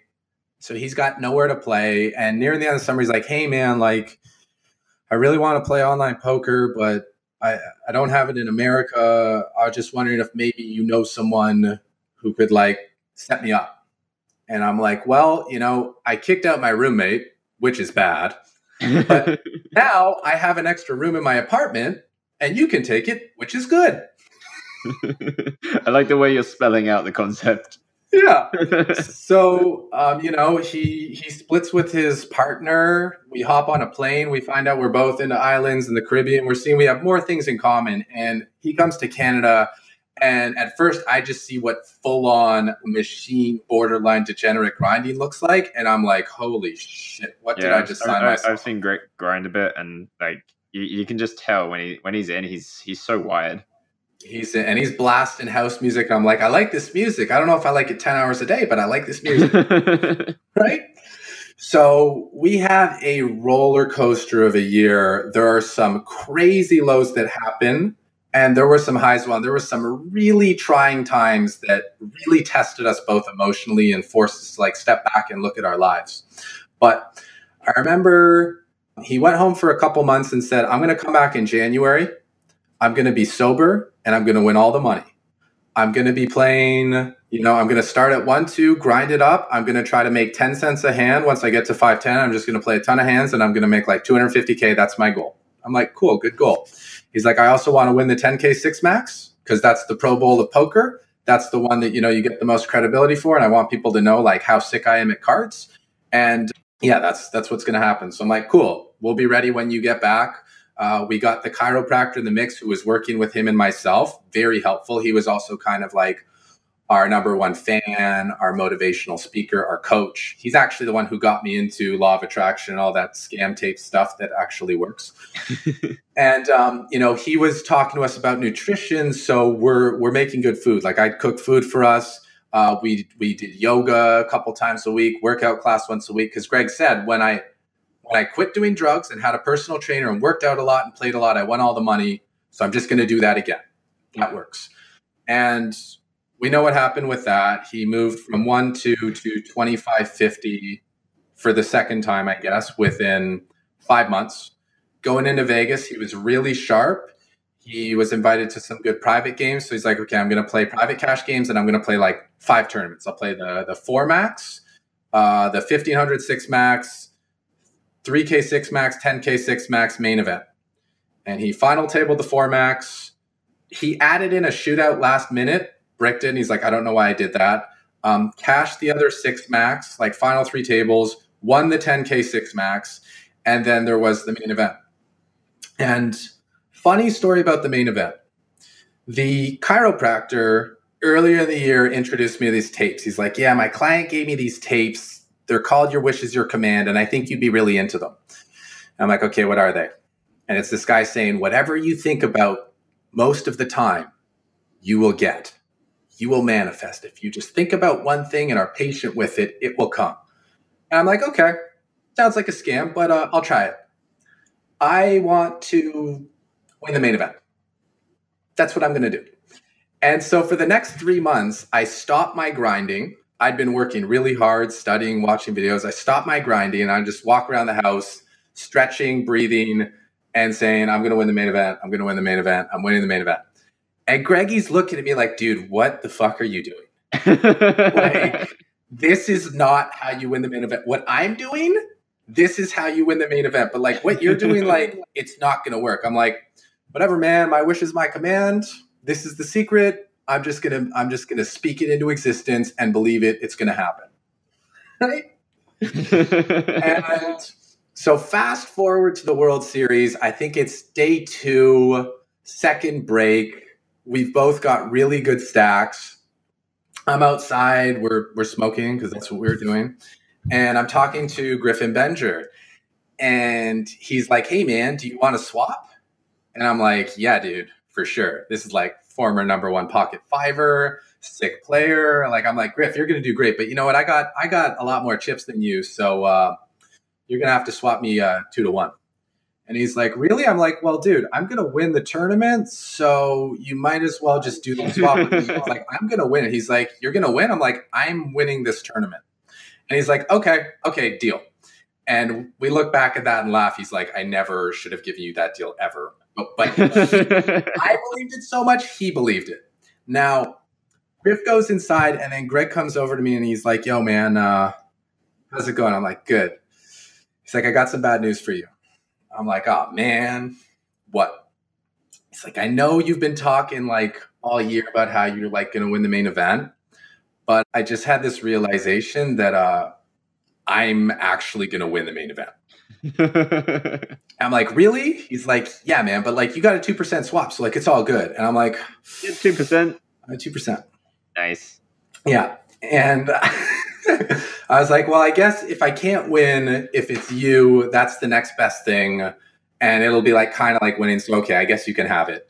And right after that, I made a bad bluff that then put me into a mode where I had to just kind of guard the rest of the way and like ninja. So I cashed and did well, same as Griff, but Greg goes on to make the final table. And we go back in October. All the hype is that Greg's going to win. Everyone believes he's going to win for good reason. And knowing what's happened behind the scenes, which I wrote extensive articles on for anyone who wants to get some backstory, because it's pretty cool. Everyone thinks he's going to win. And so everyone who has a piece is there. And on one of the breaks, Griffin comes up to me and he's like, hey man, so like you helped Greggy like with his like mental game and stuff to get ready for this. And I'm like, yeah, I guess you could kind of say that. Like I mostly just thought we were really good friends who just like connected with each other and understood each other. But I did little extra things like extra believing in him and try to throw some types of energies in there that I felt maybe were lacking and would kind of help balance him out. But I didn't think too much of it. And Griff's like, cool, because like I want to do that too. So can I move in and have you do the same thing for me? And I said, well, will you teach me how to play tournaments better so I can be like you? And he's like, yeah, for sure. And I figure, sweet, we're just going to do it again. And it went okay. I definitely became a better player. Griff got some great results as a result of it. But I noticed that, like you said, it's not the same. You can't just recreate a relationship and a dynamic that you once had, because I didn't have the same motivation to grind as I did when I was coming up with Greggy before we have this like big life-changing score. I don't have quite the same friendship. Me and Griff are great buddies, but it wasn't the same depth and like understanding that I had with Greg. So as much as I wanted to do that with Griff, I couldn't quite do it at the same level. And that's why I found that, you know, I want to play that role for people who have this dream of succeeding in tournaments and doing what I can to support them and give them the little tips and tricks to balance out and get the biggest edge. But what I realized, being honest and reflecting on it, is the most helpful thing I or anyone else can offer is that encouragement to try to find your best friend and your sidekick that's going to be in this journey with you, that's there with you like most days of the week and really going along with you. Because when you have that one person who believes in you as much as you do, believes in the dream as much as you do, and wants you to succeed as much as you do, the benefits, like it's not like 1 + 1 becomes 2. It's like 1 + 1 becomes the power of 11, because there's just this amplification effect that comes when two really motivated and really passionate individuals come together. Yeah, I really agree. And I really do think too is like the magic number with that, because as soon as you start adding more people, it's so hard. Like so many more variables are added to it, and you have to like it's impossible, like almost impossible, I think, for 3 people to connect in that much depth when they're all living together in the same way that 2 people would. Yeah, I totally agree. So like having like, you kind of want to have your best man, your sidekick, whatever it is. And like, it's good to be with other crews where everyone has that kind of going on. But it's like, we don't all have to be best friends or study buddies with each other. Because when you have that one person you can go deep with, amazing. And then the other ones you kind of sample and then bring those ideas together with your number one and really unpack them together. That's really cool that you had that dynamic with Ben, and that you recognize, you know, someone can't just partner with you and be the next Ben Heath, but someone can find a great partner and be the next like Ben and Charlie kind of combo. Or the next. Yeah, I really agree with that. I've told people that when they've asked me to be like their mentors, like for sure I can't. Like there's too big a gap between me and the person that's asking very often, but there will be people out there for that person that can be the exact same that you want me to be. Mm-hmm. Mm-hmm. And it's just about finding that. They see, they're like, oh, like you're it. And you're like, actually, you probably need someone who's a little bit earlier in the journey, because they're going to have a higher level of passion than the person who's kind of got it and got a lot of the other things and is reaching a little bit more of contentment, because that fire and that passion is very powerful. I'm actually coaching someone at the moment from the microstakes due to some personal things that I have of wanting someone to be financially independent. Yes. I'm actually going on an experiment, and I found someone that I think has huge potential. His name's Andy. I'm not going to give full name, but yeah, I think that there is, if both of us keep up with the work that we are planning to put in, then I think there's an extremely high chance that in the next 3 years or so, he's going to be a regular high roller. Okay. Just gonna call that now. Yeah, everybody keep an eye out for Andy X. In case there are multiple Andys who join the high roller circuit. Really excited for that. Yeah. Okay, so talking a little bit about financial independence, because I feel that is actually one of the best things that poker grants people when they're in their late teens or early 20s. How do you feel that for becoming financially independent and as a job and developing skill sets of discipline, investment, self-management, that poker compares to all the other options out there? Yeah, I mean, it's really hard to give a balanced opinion on this kind of stuff because what we know is poker, so we can see all the benefits, and we can't see all the benefits that like all the nuances within other jobs. It seems to me like intuitively that poker is going to be really high up there, if not at the top of jobs that you can do a lot of like the most self development and you can get the most out of. Just sheerly due to the fact, or mainly due to the fact that you get so much free time. Like you learn a lot from poker specifically, but just like the free time that you're gifted if you're good at poker is it's just you don't get that so quickly in other jobs. Like to get that amount of free time in like the finance industry, you got to be like 60 years old and a billionaire or something, and in the top like 0.0001% of bankers. So I think that I don't know. Looking back at my life, I definitely so easily could have gone into banking, and I'm so happy that I didn't. It's one of the things that I didn't do as well in some of my exams as I wish I had done at the time. But I'm now looking back, I'm really happy that I didn't, and I didn't put enough effort in because like it's one of those things. It was really bad at the time, but it's turned out to be like the best it could possibly be. I mean, obviously, it probably could be better, but like it seems like one of the top iterations of how my life could have run out. Yeah. And talking about self-development, what avenues did you look into with your free time once you went beyond just hardcore poker strategy, hardcore immersion? What other avenues did you go down and did you bring into your experience? So yeah, I go through quite a lot of really intense phases. Like if I start being interested in something, then I really obsess about it and try and just like wring as much information and benefits from that one area. So like when I was younger, I went through like a nihilist phase, and I took as much as I could from that. I went like 3 or 4 years ago. I went through like a feminist phase, which I have my drawbacks on the feminist movement at the moment, but I'm so glad that I went through it because I learned so incredibly much about myself and about other people. Do you feel that going down a lot of different avenues and getting different perspectives on life allows you to live a richer experience and connect with people more easily? I think that's a really good way of articulating that. One good thing about poker is when you're always traveling, always meeting, I don't know, so many people, you're not stuck in just one environment like you are with most jobs. So like you find a teacher that's living in a town in England, and they're going to be in that town for a large proportion of their life, and they're going to be with the same colleagues for a large proportion of their life. Whereas with poker, I've had the opportunity to meet such a huge range of people. And not only does that offer new perspectives, but it like mathematically increases the chances that you're going to meet those people that you connect with hugely. And I think that's been really cool. Like if I had spent my whole life in the town that I grew up in, Bury St. Edmunds, then there is such a high chance that I would have just had to like settle with my friendships. And I wouldn't even know I was settling, but just with people that I had a bunch in common or someone that I connected with quite a lot. But something that poker grants you, if you get to the top level where you have all this free time, you have all these different places you go to, is you get such a larger sample size of people.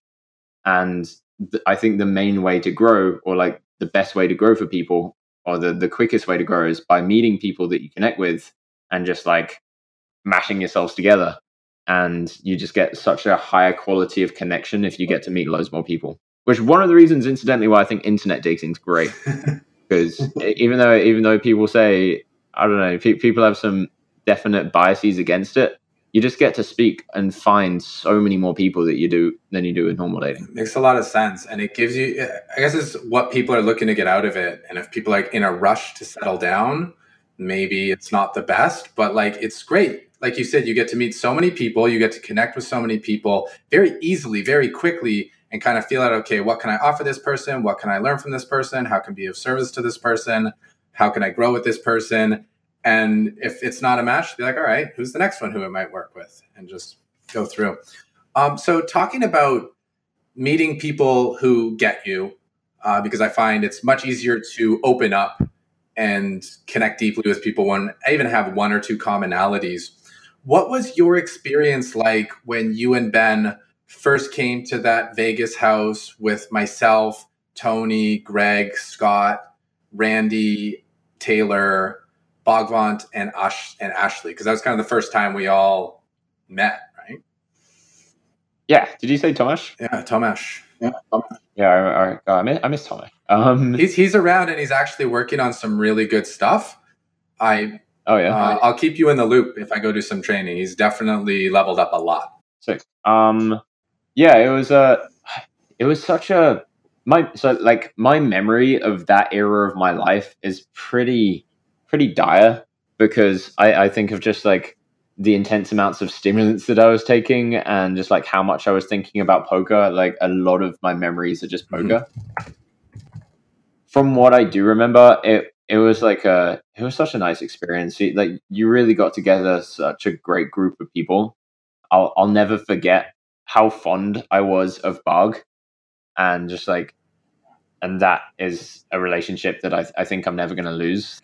I haven't been able to see him much recently, but Baghvan, for people that don't know, is he's very hippie-esque, but in a really intellectual way, and he doesn't force his opinions on other people, but he is very teaching to those who are open. He is a vegan chef and incredibly talented, knows nutrition back to front.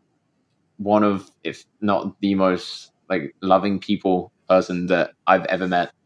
So like infinitely grateful for that. And then on the other side, there were like Greg and Tony, where they were, Greg specifically was talking poker all the time. I feel like the way that Greg and I spoke about poker was like extremely compatible. Had some really reassuring moments, because I wasn't quite at the top of that, like I wasn't in the high roller scene back then, but I had some really reassuring moments speaking to Greggy and being like, hey, I came to all of these conclusions, and Greg's like, yeah, it's the exact same as me. Yeah. I was like, yes. So yeah, there are a lot of different dynamics in that house, and I think it was a really, really well put together house. And I can't remember how well I did that summer, but I feel like whatever the result would have been, it would have just been such a good time anyway. Yeah, I think you cashed the NLO, or you cashed the PLO8, you cashed the main event, and I think you mostly played cash games with Ben actually, and didn't do a ton of tournaments. Yeah, I played a lot. Yeah, you guys were having fun. And I remember, it's funny, you talked about how you guys had your own language for hand histories. And I remember when putting the house together, one of the benefits I thought would come is I'm like, I'll be around Charlie and Ben and I'll pick up this strategy. And when you guys started talking, I'm like, I don't know what they're saying. Now I'm just second guessing my own abilities as a player. And I'm going to go hang out with the hippies for a bit. I seem to resonate with them more. We have that so much when we'll just be speaking poker around other people, and they'll just get like insecure about their own poker ability, because we'll be on the river and they'll still be asking like, wait, what was your hand again? Like, did we 3-bet? And we're just like, wait, what? We said it all. Sorry. We'll slow down and then speak about it afterwards, but we're going to finish this first. Yeah, they got to keep up if they want to roll. Okay, so we've mentioned stimulants a little bit, and I really want to talk about that, because that big day in 2014 when you won the Sunday Million, and I think it was with 2 tables left, we were 1 and 2 in chips, and that's where maybe we should like swap or something. Oh yeah, shit. I forgot about that. So I didn't. Yeah, Charlie, that was a solid score for me.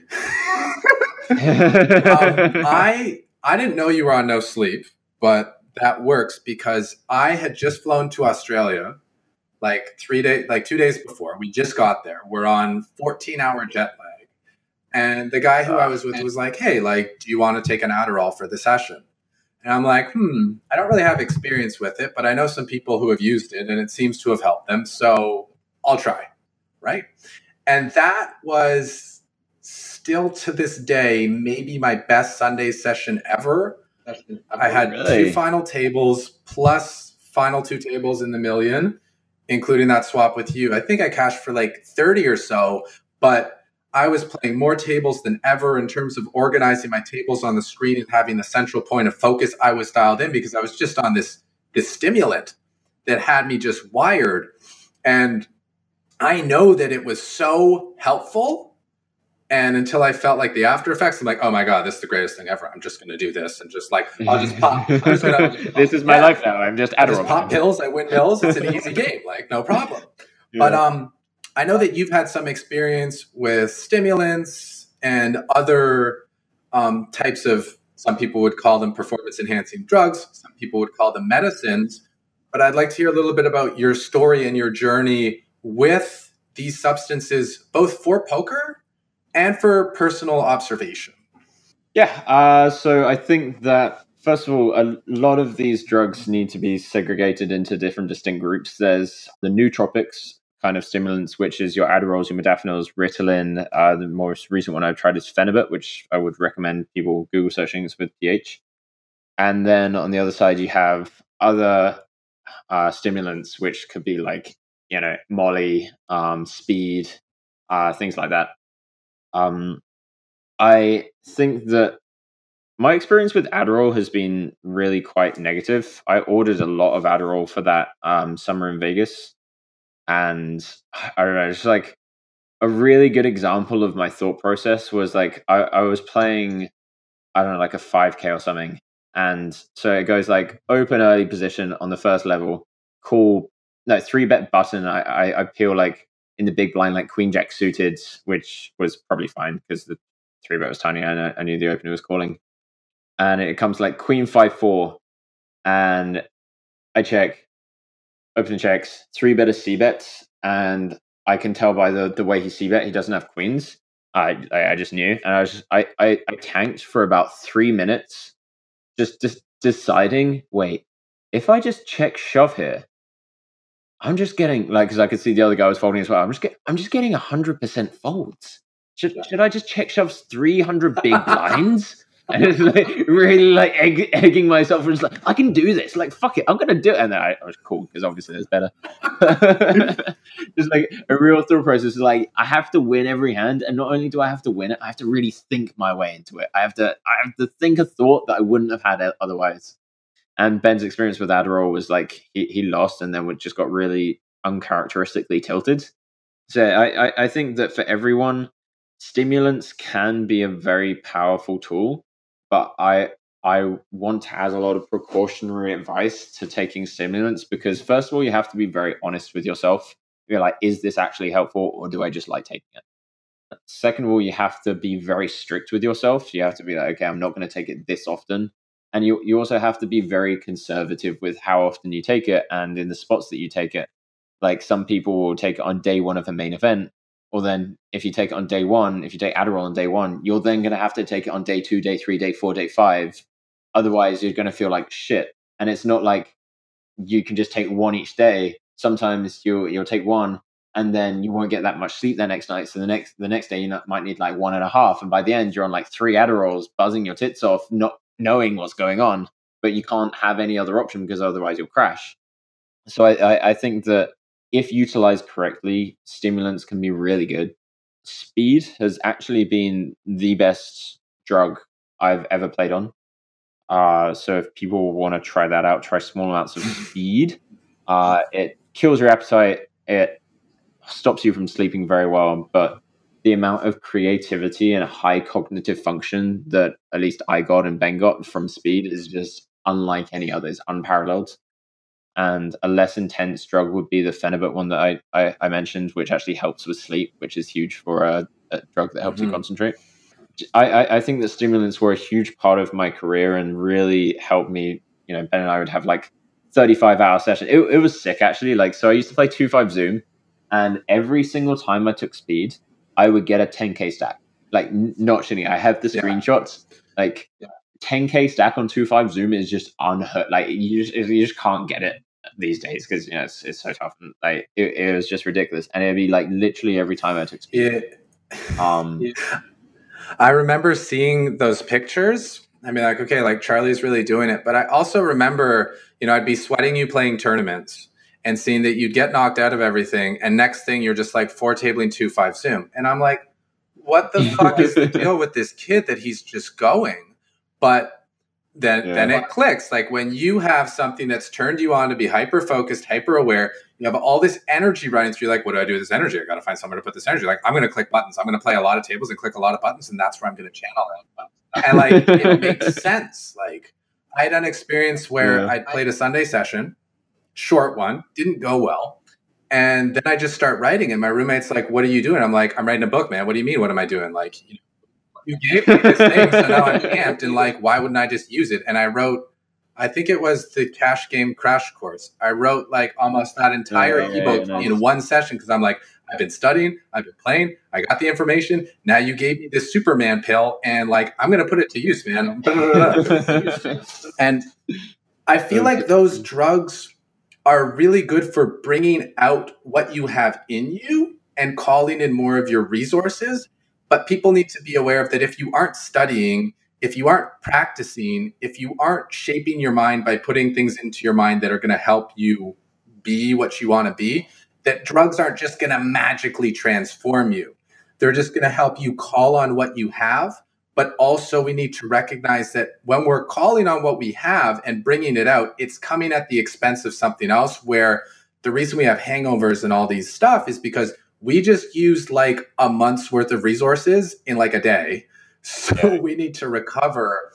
That's why, like what you said about waiting till like later days, kind of using them as a last resort, the same way people might use coffee as a last resort rather than every day, is a better approach, because you're like, I know this is available if I really need it, but I want to do everything I can to show that I don't need it, and only use it when I'm putting myself in a really extreme situation where if I don't, like, I'm not going to make it, kind of thing.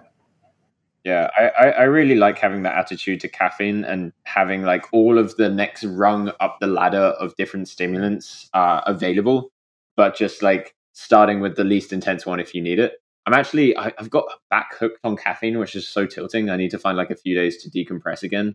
But I'm only on like 1 or 2 teas a day at the moment, but I still can't function without it, which is pretty ridiculous. But there were times during poker and during other times where it would be like 6 double espressos, and then then it'd be like the first, you get to dinner break, and then you'd have like another 3, or you have some other stimulant. And if there's someone out there that's playing poker and is like that with coffee, I would seriously recommend heavily considering just going cold turkey from caffeine for like 10 days. The downwards, whatever it's called, the come down, the after effects, I can't remember the term for it, are really, really shitty. But I think it's so worth it to not be addicted to something like that, not be dependent on anything. Yeah, because you and Ben had a period where you decided you were both going to get off caffeine. Was that at the start of 2016? You said that? I have no idea. Okay, because I remember you guys did that, and that was very much in alignment with when you went on your... I'm just kind of scrolling through the Hendon right now and looking at the flags and the numbers. A pretty epic heater. It's actually kind of like... this is going to sound super arrogant, but like it's kind of sad for me that I've stopped wanting to play so much, because that heater kind of hasn't actually ended, in terms of like I haven't bricked any tournaments in so long, and I really want to like continue it, but I don't know, I lost the passion. But yeah, that was definitely in the mix of the same time frame where I gave up stimulants, and Ben and I really focused on being healthy. And I wouldn't necessarily say that you lost the passion. I would just say that you have now displaced it to a different area. And it sounds like where you like to get into a lot of things and dive deep into them, that you're someone who really follows your passion. And I'm curious, what would you say on that topic to people who, aren't sure if they should follow their heart, they aren't sure if they should follow their feelings? What benefits did you get from just being like, I'm just going to go with what feels right and keep trusting that? Yeah, I don't know. I guess it wasn't too much of a conscious decision. Like I was definitely making conscious decisions along the way to play this day or to move here and play here, but it was never a question of whether I wanted to play poker or not. I don't know whether that is something I could tell people. Like if you're questioning whether you want to be a professional poker player, and if you're getting up and having to like talk yourself into playing, then like there's a very good chance that it's not for you. But if you're the kind of person that really is just eager to play every single day, even though you've been playing for the last 2 months straight, then there's a very good chance that you can channel that passion, that energy into something extremely productive if you're smart about it.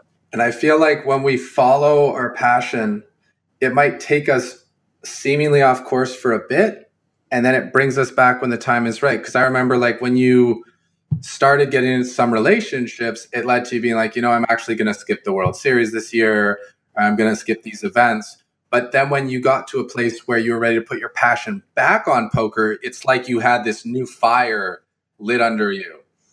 Yeah, that break actually, that was like a pretty dark year for me in general. Like I skipped out the World Series. Like there was a lot of stuff happening in my life. Like some family members died at the same time as my relationship being really intensely bad and pretty toxic. But that year was probably the most transformative year I've ever had of my life. And having that change inside of me, I think like it is that classic thing of like, you gotta work on yourself to be able to help other people, or however it's phrased or poetically. And I think it's really true.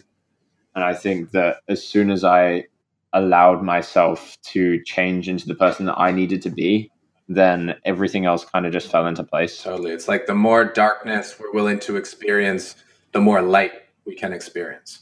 And the more comfortable we can be with the challenging things, the more we can like be comfortable on the extreme scale of the really highs, which can be pretty intense and overwhelming as well.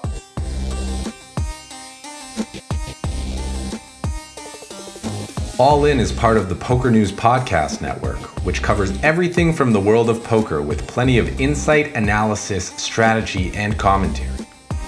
Learn more about the other shows on the Poker News Podcast Network. Look them up on Audioboom.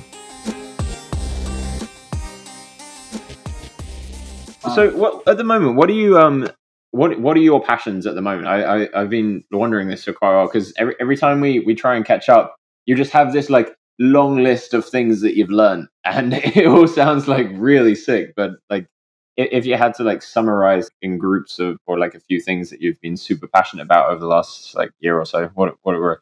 Okay, the first one is smiling, and you just put a big smile on my face asking me that question. So thank you for giving me a moment to connect with that state and that feeling. The thing that I'm most passionate about right now is probably Qi Gong, which is a Chinese martial art. It comes from the Taoist tradition, and it's all about cultivating internal energy. So, when we go to the gym, we exercise to build up our muscles, and we get very strong that way. With Qigong, it's slower movement, and we're working on strengthening the connective tissue, the ligaments, the bones, all the stuff that's underneath the muscles, so that we have a very, very strong inner unit. This sounds like the exact thing that I've been wanting. Oh, dude, this stuff is game changing. And I got into it initially from yoga. In fact, Ashley, our teacher, her style that she liked, yin yoga, is a stretching practice from this martial art. It actually isn't from yoga. It's a Taoist practice. In this practice, we also work on circulating energy. So we work on storing energy in our third eye, in the middle of our forehead, which is really good for strengthening the intuition. We work on storing energy in the heart center so we can be stronger with our emotions. And we work on storing energy in our gut, which helps with our digestion and helps with our gut feeling.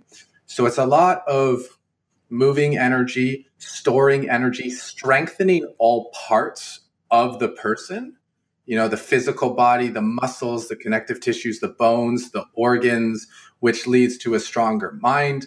Also, we work on moving energy throughout the system so we can kind of feel, what's going on with the different chakras, what's going on with the different parts of our body and actually have a dialogue with more parts of our body. I know, like, to some people, they might think this sounds crazy. They're like, no, we talk from our mind and our mind is everything. Well, every cell in our body has an intelligence, and it has a job, and it has a duty, and it has messages that it sends when things are working well versus when things are a problem. And if we can tap into how to listen to that, we'll get this like insight of like, oh, I know what to do. And it's not what I thought it was, but let me try that. And I feel more balanced. So this builds a stronger relationship with our body, strengthens our body, nourishes our body, and then allows us to then have a better understanding of other people. And therefore we can have more powerful relationships with it. So I've had this like hypothesis recently, which I haven't been able to put through anyone too well, that a lot of the things that we kind of naturally evolved to do, things like yoga, massage, a lot of things that are definitely, they've evolved through our species. I felt like when I've had brief glimpses into meditation, or when I've been on shrooms and felt like I've been back to my more natural state that I think meditation is, which is like free of thoughts, free of insecurities, free of ego, things like that. I've definitely connected with sides of me that can do these things almost intuitively. Whereas like I'm not super good at massage when I'm thinking about it, because I'm thinking, okay, should I put my hand here? Should I put my elbow here? What's going on? But when I was just like not thinking at all, and in this kind of meditative state, I found myself just like knowing, or not even knowing, just like doing it. And I want to know if that is just my experience, and maybe it's not as accurate as I think it is, or is that, does that line up with the things you've been learning? 100%. So after I decided I needed a break from poker to rehabilitate my body, kind of rebalance my mind and get myself into a healthy place, I knew that I had to go towards the healing arts, because I'd been in high states of competition. And so what does an extremist do but go from one extreme to the other to somehow find the middle? Oh, sure. And when I was doing massage training and polarity therapy, which is just another type of like energy work, hands-on healing, basically, they told us the most powerful thing you can do is connect with the person you are going to treat or offer healing to, and then say a prayer to try to connect to your spiritual side, right? Because we have animal bodies, and then we also have this intelligence, this consciousness that runs within us, and the two kind of melt. And a lot of people are very much attached to the ego, but then there's that pure consciousness that's there as well. And they say that if we can connect to the pure consciousness, which is done through prayer, through meditation, through anything that silences the noise, we can connect with that same pure consciousness that's operating in the other person. And through just allowing those to connect, we just relax and let ourselves be guided, because there's something that is the same in both parties, the receiver and the giver, in those healing sessions, that wants the same thing. And it almost kind of like magnetically will be drawn to do what it needs to do. That's cool. Yeah, I guess that wouldn't have, I haven't formed enough opinions on that to be able to articulate in the same way you do, but that definitely lines up with a lot of the experiences that I've had. Yeah. And it's the thing about like thinking versus feeling. And we can think our way through a lot of things, mathematics, anything to do with logic, that, that side of the brain that really focuses on that is great at that. But people who are like overly active in that area tend to be, dominators, and they have a hard time getting into feeling. But it can be trained. We can either weaken the logical side, or we can strengthen the emotional side through practice. And that's why with the extremists, I withdraw from one completely and completely immerse in the other to get that balance as quickly as possible. Yeah, I really felt like that when in that summer that I spent with you guys, I felt like you and Bag definitely saw that in me, where I was like hyperactive in the logical and thinking department and wasn't allowing myself to feel. And it was like really, really balancing to just be around people that were a lot more balanced. Yeah. I super appreciate that. My pleasure, man. And the cool thing is like, you don't even have to like come over to the other side, right? It's just exactly. Having that there is enough, where you're like, okay, I feel like I'm getting enough of that I feel kind of balanced out. Funny story related to that. So yeah. I did ayahuasca ceremony Oh, really? I don't know. Yeah, it was a while ago now, maybe a couple of years. I don't know if you've ever tried. Yeah. Okay, Yeah, I've dabbled. Yeah, dabbled. I dipped my toes in. And very long story short, basically, I was extremely skeptical of everything that was going on. And I really had a tendency to just rationalize everything. Like, we've spoken about a bunch of stuff, and my skepticism came from because I couldn't put it into rational or logical terms, then I just didn't believe that it could exist, because this whole like scientific process that we're taught from a young age is like, if there's no evidence, you can't believe it. Recently, I've really started doubting that, and I don't like that way of thinking, because there's just so many things that the human mind can't understand. And my ayahuasca experience was, so first off, I'm going to skip through the whole story. It's a sick story, but like, I drink ayahuasca, and I'm sitting there just like thinking to myself, and I realize that my inner monologue isn't just me, it's two people. And I was like, all right, I must just be like pretending this is going on. But I was like, all right, I'm open-minded. I'll try it out. And I end up asking a couple of, like, more than a couple, I end up asking a bunch of questions and just getting these like snap answers, just like quickly yes or quickly no. And I was like, wait, what's going on? Is this ayahuasca? And I got yes. I was like, weird. I don't know what's going on. Hallucinogenics, man, crazy, and making me trip balls. But I still felt pretty sober, and I ended up asking a lot of questions, which gave me sufficient evidence to be able to open my mind properly and stop being so skeptical. Because like ayahuasca, as the extension of my psyche at the time, could answer some stuff that like there's no way that I would be able to answer without some kind of external intelligence of some description. And by intelligence, I know you and I don't mean what a lot of people mean by intelligence. We don't mean just like a human intelligence or an animal intelligence. There are so many different types of intelligences that we can't understand. But there was something there. Skipping another bit, I remember lying there and I was trying to figure out, one of the intentions I had going into the ceremony was like, okay, do I want to be with the girlfriend that I was with at the time? And I was just trying to filter through all of the reasons why it was a good thing and all the reasons why it was a bad thing. And I was thinking pretty intuitively, but I wasn't coming to any conclusions. And I was like lying down, eyes closed, like 30 people in the room. There's no way that anyone could know what I was going through. So I thought, and I'm thinking, okay, so my problem is that I'm trying to think with thoughts about things that can't be put into words or can't be put into numbers. And as I have that thought, I get a tap on my foot, and I was like, whoa, I wake up like out of my half slumber, and it's one of the shamans, and he gets me up. He like does this shaman thing with the feather, goes, yeah, does his little energy dance, which is the sickest thing to see whilst you're on ayahuasca. Then he goes, Charlie, you are a very, very smart young man, but you are young.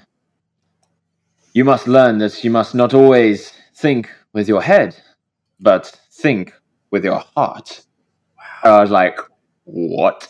Just like, how the fuck does this guy know what I was thinking about and know the exact problem that I had and know exactly what to say exactly, when there was just like zero indications that was what was going on in my head. And all I got out was like, wait, what? And he just walks away to go to speak to the next person, looks back and goes, you know what I mean. And I was like, holy shit, yeah, I do. And I think that really strikes me, like, it's a really good extreme example with someone that's tapped into this sick shared subconscious intuition. I fully admit that I do not understand what the fuck was going on, but I can see that there is someone out there and people out there that are on different levels of this insane subconscious feeling way of dealing with things that I think a lot of the Western world is completely unexplored. Yeah. My understanding, because, I'm like you, I want to figure things out. I want to understand rationally what's going on as much as I can. And like in that case, I can think of a couple things from the rational perspective that gives him this insight. Yeah. One is that when different intelligence are active, when we're feeling with our gut versus thinking with our mind, different parts of the body are going to be tensing. So if he could see like you were really tight in your head, right? And your body's getting tense, it's like, oh, this kid's thinking way too much. We need to move the energy down to the heart because it's too much in the head. And those like sounds they make where they do like, and like, like all those things. I've learned that they're designed to remove energy blockages in the body. And if you think about the body as an instrument, like the body is like a flute, for example, different pitches that you play will shake up different parts of your body, from like the bottom of your spinal cord, your tailbone, all the way to the top of your crown. And so if someone has a block and someone makes the right sound, be it the pitch or be it with the shape of the lips, whether it's a p or a sh or whatever, it's going to vibrate a different part of the other person's body and then free that up so that energy can flow. And that's how music is very powerful, especially the shamanistic music, for opening up the body so we can flow more freely and have, if you think of your body like electrically charged, and when you do these sounds to unblock them, the electricity can flow more freely and then go like heal areas and activate areas that were otherwise blocked. But when they're blocked, we need to either use breath, stretching, or sound or shaking to open them up. And the shamans can kind of sense like what's needed. But I think also like I've been getting into some books that are talking about auras and stuff, which is something I was interested in forever because I thought it would help me at the poker table.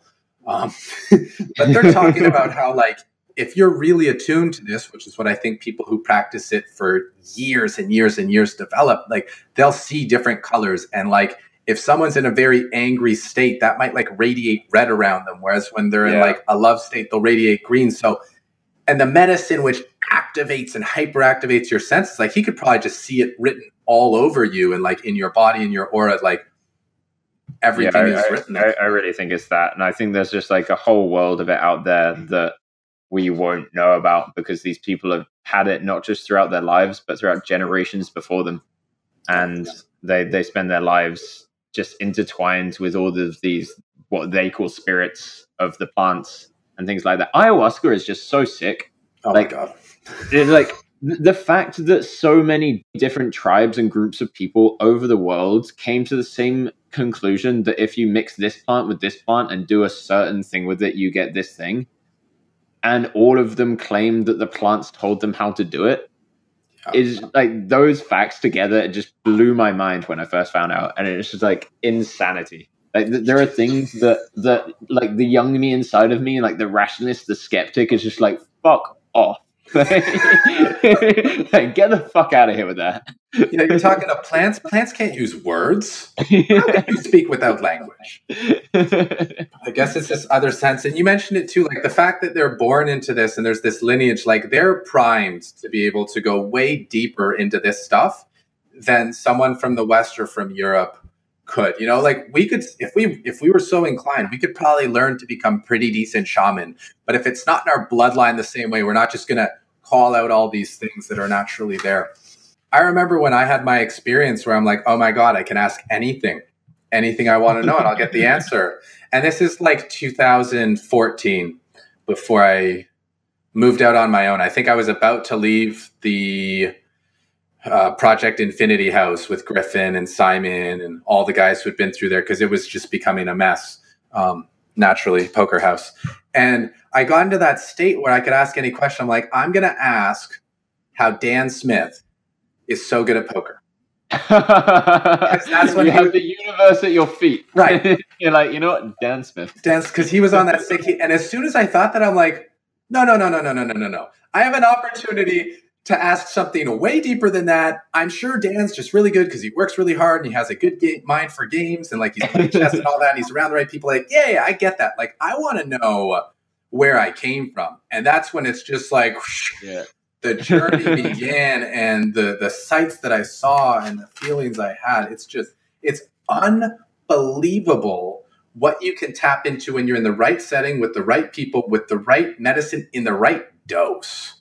Yeah, I really agree. Right? Like, because I feel dose is so important. And most people's issue with psychedelics or with any, quote unquote drugs is that they take too much before they have any idea what they're getting into. The people who are doing it with them aren't, proper sitters. They just like want to get messed up.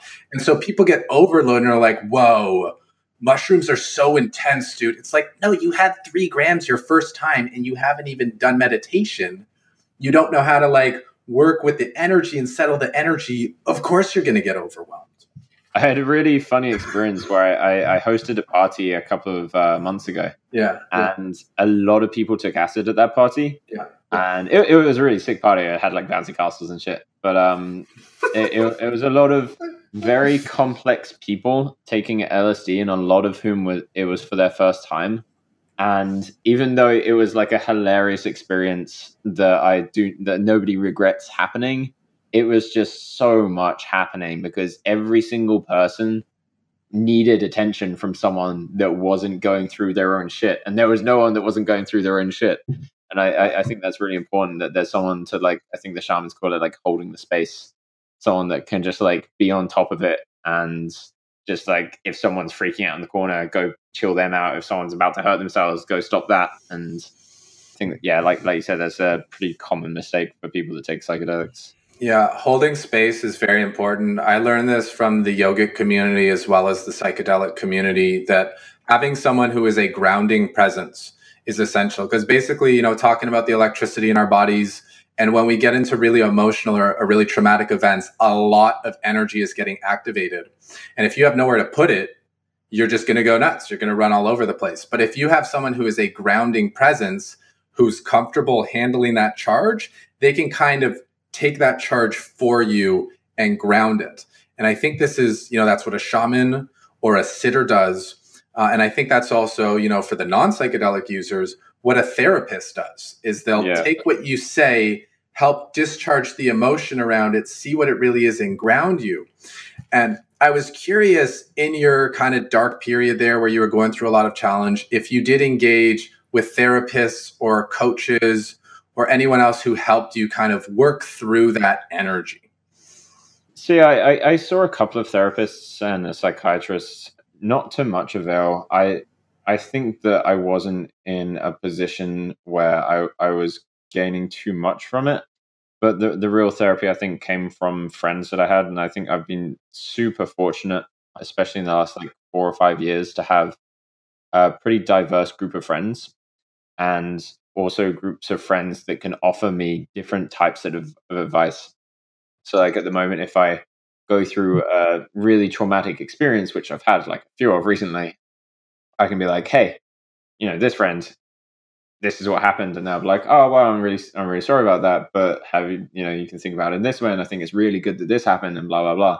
Then I'll go to a different friend and they'll be like, oh my God, it's so toxic. You have to stop doing that because of this. And like, obviously there's no right answer. There's no wrong answer. But I think that the kind of friend therapy that I've had has been really huge for me. Yeah, I agree with you super much. And my experience was the same when I first got sent to therapists, because my mother passed at a young age and my parents didn't know if I'd be able to handle it. They sent me to therapists and I'm like, I'm not getting anything from this. These people aren't telling me anything I don't know. And I realized looking back that they had a lot to offer and they could have helped me a lot. But because I was closed and wasn't willing to be open with them, I couldn't get the benefit that they had to offer. And I found that, when people talk about therapists, I'm like, dude, all you need is good friends. But for people who either don't have friends or don't feel they can be open with their friends because maybe they have shitty friends or friends who will make fun of them or hold stuff against them, having someone safe to talk to is essential, because we need that safe space to be able to open up and actually look at stuff without thinking someone's going to like use it against us or something. Yeah, exactly. If you have absolute trust in someone, no matter who it is, then it's therapeutic automatically. I didn't know that about you, that you lost your parents when you were young. Yeah, so I lost my mother from a prescription drug overdose when I was in grade 10, which was already that's like the nut low age. Yeah, nut low age. And I decided I was going to go to a different school because I was very shy. So I went to a new school in grade 9, and I had this mission about how I was going to be one of the cool kids, and my whole master plan to manifest this identity that was not in resonance with me at all. And so that was hard to me. I'm like, I'm not a nerd. I'm not going to be a nerd. I know I go home on the weekends and play Diablo, but I am not going to be a fucking nerd in public. No way.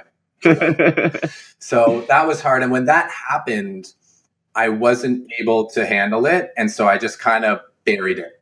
And I started medicating, marijuana, doing other things to try to generate finances, because I thought if I could get money, I would feel okay.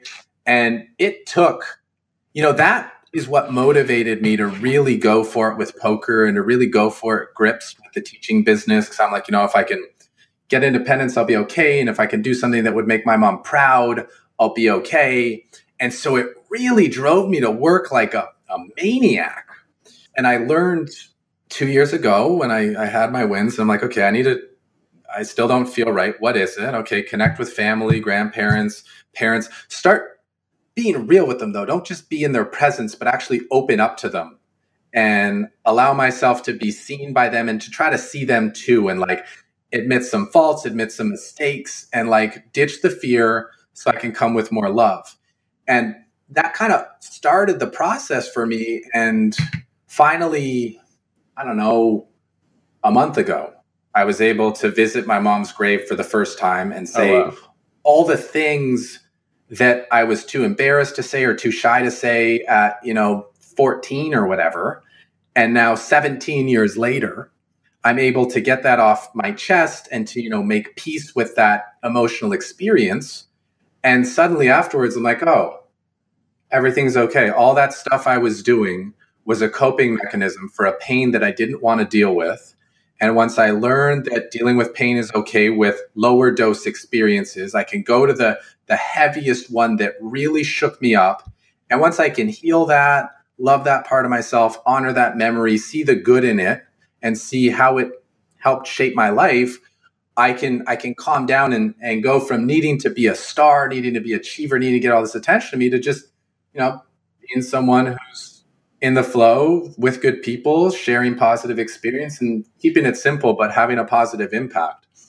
So I really feel that that's why I wanted to talk about therapy. And I also want to talk about psychedelics, because for people who can't necessarily connect with a therapist, they can connect with some plants that, if done in the right setting with the right dose, can open them up to these things that normally they repress.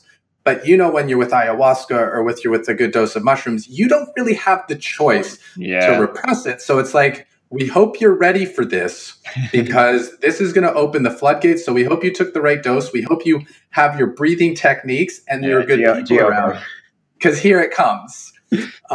So I'd like to know because I used some psychedelics to help me get ready to be able to go through that moment. I had to do a lot of searching and stuff, which kind of showed me, actually, if you could have just dealt with this memory, you wouldn't have needed all these crazy experiences, but they were fun. So which psychedelics did you find were the most helpful for self-analysis and gaining insights? So that's a tough one. So I've definitely had extensive experiences with mushrooms and acids, LSD. I think that in different ways, they've both been really helpful. And I think the huge distinction for me seems to be like with more natural drugs like ayahuasca and shrooms, there seems to be some level of it not being your choice, like you said, and not your decision of what you go through, but you very often get what you need. Yes. So like an experience to illustrate that is when we're in Vegas, Hannah and I took shrooms, and we'd planned it out to be this beautifully loving time. It was on maybe Hannah's birthday, somewhere near that. And we'd got this huge white canvas out in Vegas with fairy lights all around us. We were going to roll around in paint and be all loving. And when it happened, the way that it affected us was the complete opposite. It turned, and not only the complete opposite. So we were expecting to be very, very loving, and it turned us into the exact opposite. But that exact opposite was exactly what we needed. So it made me back to my old, very sociopathic self, which isn't like a cruel self. It's more of just like just like zero empathy, very confident. And it is really what I needed at the time, because I was going through a really harsh, hating myself, almost like really insecure, thinking I'm too ugly, lots of things that are being brought up back from my childhood. And just like, I created this narrative for myself that I was an insecure person, that I was a sad person, I was a depressed person at this point in my life. And then I just got reminded that there are so many other different sides to me. And that being brought back to my sociopathic self just kind of gave me this reboot, which lasted for until now, that I do have that side to me. I do have the confident side to me, the talkative side to me, the like well-spoken side to me. And it's not just like a little ball of sadness that has to like meow at someone to get their attention. And for Hannah, it brought out, so Hannah has DID, which is it's multiple personality disorder. Yeah. And it brought out one of her alter states of minds. I know a lot of people, when they hear about it, they're very skeptical, and I was one of those people, as was Hannah. But the skepticism is completely misplaced, and I know that for sure now. And there have been too many experiences for it to be anything other than super legit, and is very well reported on. Even though it's not being studied too much, it definitely, the studies that have been made have been very conclusive. So she has lots of different, and by the way, this is fucking one of my favorite things about any human being that's ever existed. So she has these different altered states of personalities, which I call alt, or she calls alts, people call alts. Mm-hmm. And I have different relationships with all of them. They all have their different voices, their different ways of interacting, their different preferences, their different vocabulary choices. But obviously they're all very interwoven because they're still in one mind, which I just fucking love. And creates a very, as you might imagine, complex relationship. Yeah. And so the shroom experience brought out her less emotional sides. One of her alts called Adam. So yeah, it can also be dudes.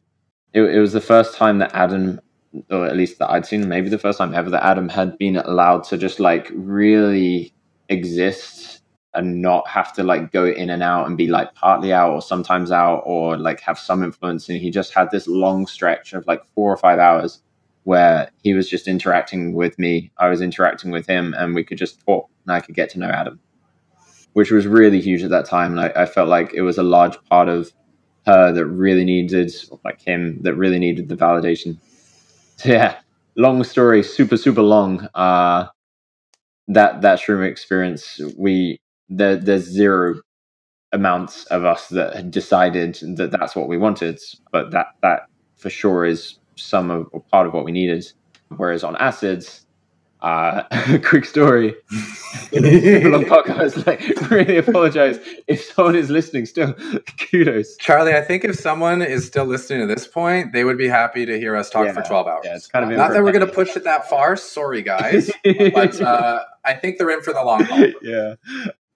So yeah, on acid, an experience which I think is really well illustrating how acid works for me is after my breakup, where I was like super, super depressed for a year or so. I had this acid experience, and part of the reason that we broke up is that I cheated on the person, which, shout out to me being a cunt. Don't do that anymore. And I was really hating myself because I'd lost the person that I loved because of those things that I'd done, which I think was definitely due to a large part of my sociopathic self coming out at times. So I got into this acid experience with this friend, and we were hanging out in this hotel suite, being all fancy pants, but I was just like pretty sad still, no matter what the setting was. But after taking, we took acid, had like a really, really like giggly time, got to take my mind off it. But then I was like, okay, for the birth of my friends, I'm gonna have to take a couple of hours out. I'm just gonna have to like go speak to myself. And I went to the bathroom and looked in the mirror and thought for like a very, very long time, which is tricky for me because looking at myself in the mirror on psychedelics as a very insecure person is terrible. I don't know if you've had the same experience, but I'm just the ugliest fucker I've ever seen in my life when I was on psychedelics. It really brings out all the things I dislike about myself. But I went through and I was like, okay, why do I hate myself? Why do I feel like this? here's why what you've done is bad, but you shouldn't judge yourself on this level because of it, and blah blah blah blah blah blah. Yeah. And here's how you might be able to stop yourself in the future from falling back into these thought patterns. And it was a lot more of like a conscious decision. I really had to like guide my thoughts with help of the acid, because there was a lot more like lateral thinking than I was used to, and acid really has that effect on me. But it was a really conscious decision. And then the next day and later that night, it was just like I was completely changed person. I was just back to me. I was back to just like saying hi to as many people as I could, just like skipping through the streets, wanting to wear colorful clothes and wanting to just like get on with my life again. And I think that acid can be hugely therapeutic, but I think that it's much more dependent on the person that's using it. Totally. And you hit on a really important point there, which I can relate to as well, is sometimes you get a really intense experience going. And for people who haven't done psychedelics, you still know this feeling from going to like a family gathering or going to a sporting event or just having like a really big victory where you just get really amped up, or even a roller coaster ride or a movie where afterwards you're like, I need a minute to gather myself. And with the medicines, you definitely get to talk deeply with all parts of yourself. Like we were talking about how the cells have different intelligences.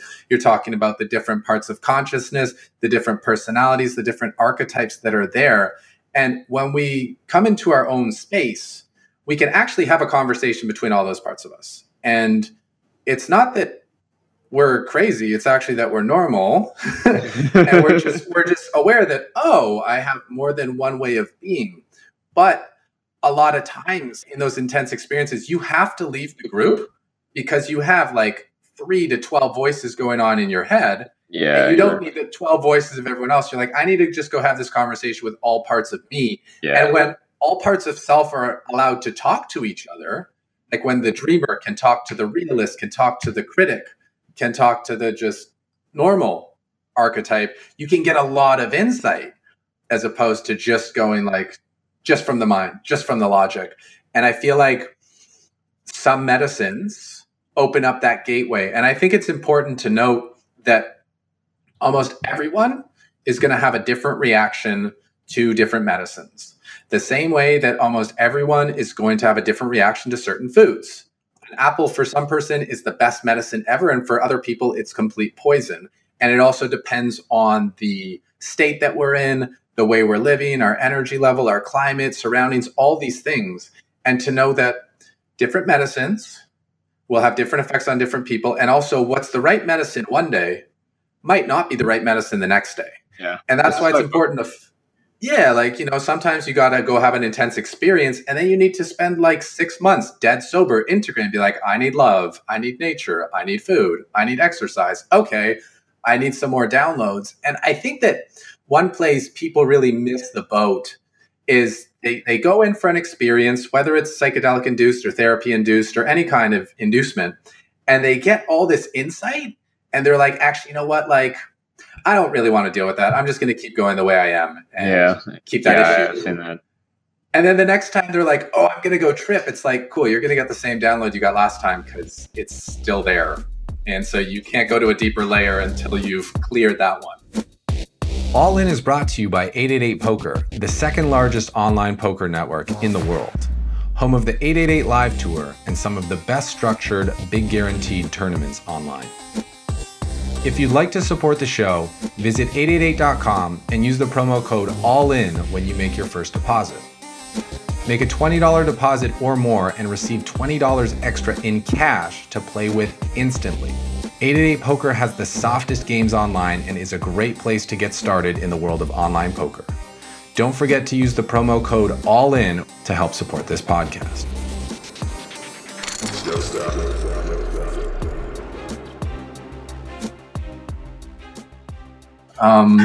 Okay, so for people who are curious about potentially working with some kind of medicines or some kind of substance, obviously, disclaimer, these are very powerful things. You probably want to do your research. I looked a lot online. I know Charlie did too. What advice would you offer for people who are curious about this, but probably aren't ready yet? Probably need some months or maybe a year before they actually try any of it for the first time.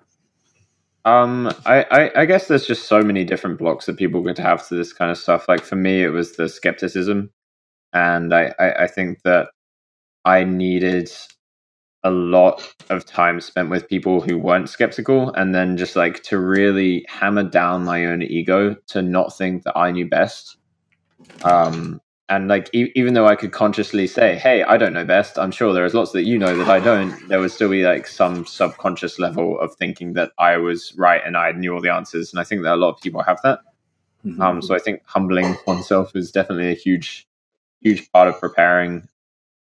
I guess just finding a really, really good setting, and that's super hard in some places. And ayahuasca especially is a really, really difficult one to find good settings. In England, there are like particularly good ones, which are open to the public and really cheap. So if anyone's in England and curious, then like message me on Facebook or whatever. Apart from that, I don't know. I'm just not an expert. Yeah, I can definitely give good advice on medicines like shrooms and acids, but not so much on the maybe more potent ones. Okay. And so for shrooms and acid, because I'm someone who has no experience with LSD, but I know people who have used it, and they're very interesting, very advanced, developed people of sorts. What advice would you offer someone who is curious about that, but maybe a little intimidated by it? So I guess you have to really crack down on the kind of person you are. So if you're the kind of person that can, I don't know, like get in, say if you're like in a plane crash and you just survive the plane crash and you come out just like, whew, that was funny, wasn't it? It was a close one. Jesus, did you see that, Jeff? That wing was like right over my head. Like if you're that kind of person, you probably don't need like a huge amount of precautions when you're taking these things, like because the bad things that happen aren't physical, they're mental. And if those bad things aren't actually perceived as bad, so like the way that trauma happens, it's usually not an experience that's traumatic, it's how someone processes the experience. So like when a kid falls over, this is obviously a trauma, but like on a less extreme level, when a kid falls over he just like gets up and is fine, but then looks up at his mum, and his mum's like, "Oh, are you okay?" And then he's like, Yeah. it's that kind of thing. So I think that the way that you can process experiences is definitely very indicative of how cautious you need to be with psychedelics. Also, if you're the type of person that can be traumatized or can be upset, can get really hurt by these experiences, one thing I would say is just make sure you're in an extremely safe environment with in a place that you know nothing's going to go wrong.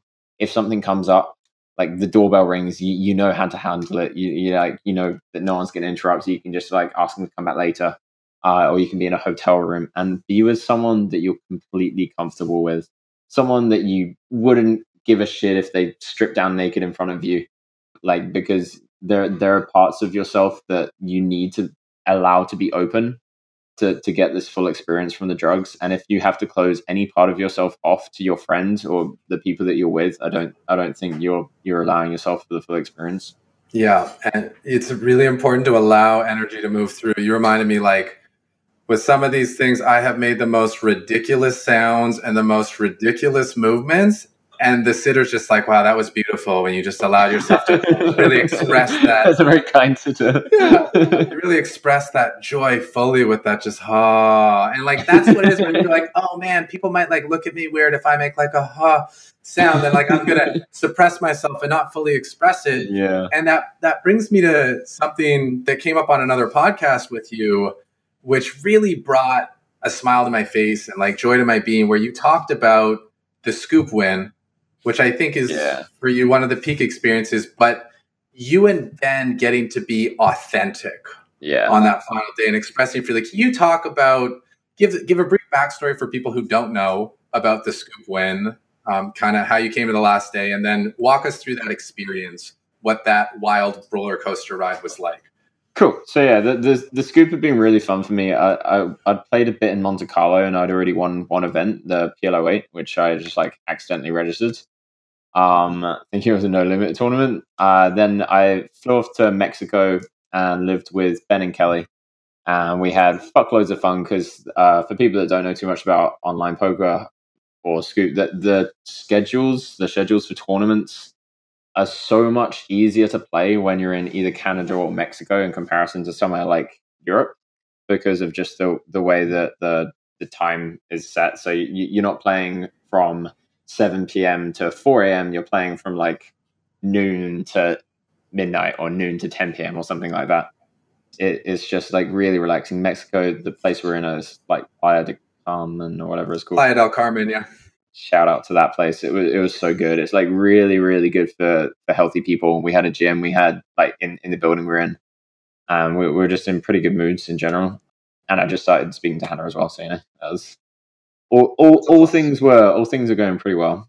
And yeah, we started playing the main, the Scoop main, and Ben and I have run really well in these mains. Like we ran deep in pretty much every single one we played. At least one of us has. And there's something about Scoop and WQ main events that's so exciting. I don't know what it is, and I think a large part of it, for me at least, is that when I'm playing live, you're not really allowed to celebrate. Like if you win a huge flip, you can't just be like, yes, that's what you get, bro. Because there's like another human being and like a lot of other human beings looking at you being like, shut up. So you have to like bottle in this emotion. You can't share it with the people around you, unless you want to be a dick. Which I'm actually on the side of, like, I think it's very reasonable for people to celebrate, and if someone celebrates when they beat me in a hand, I like, I was like, oh, that's lovely. I feel happy for you. Yeah.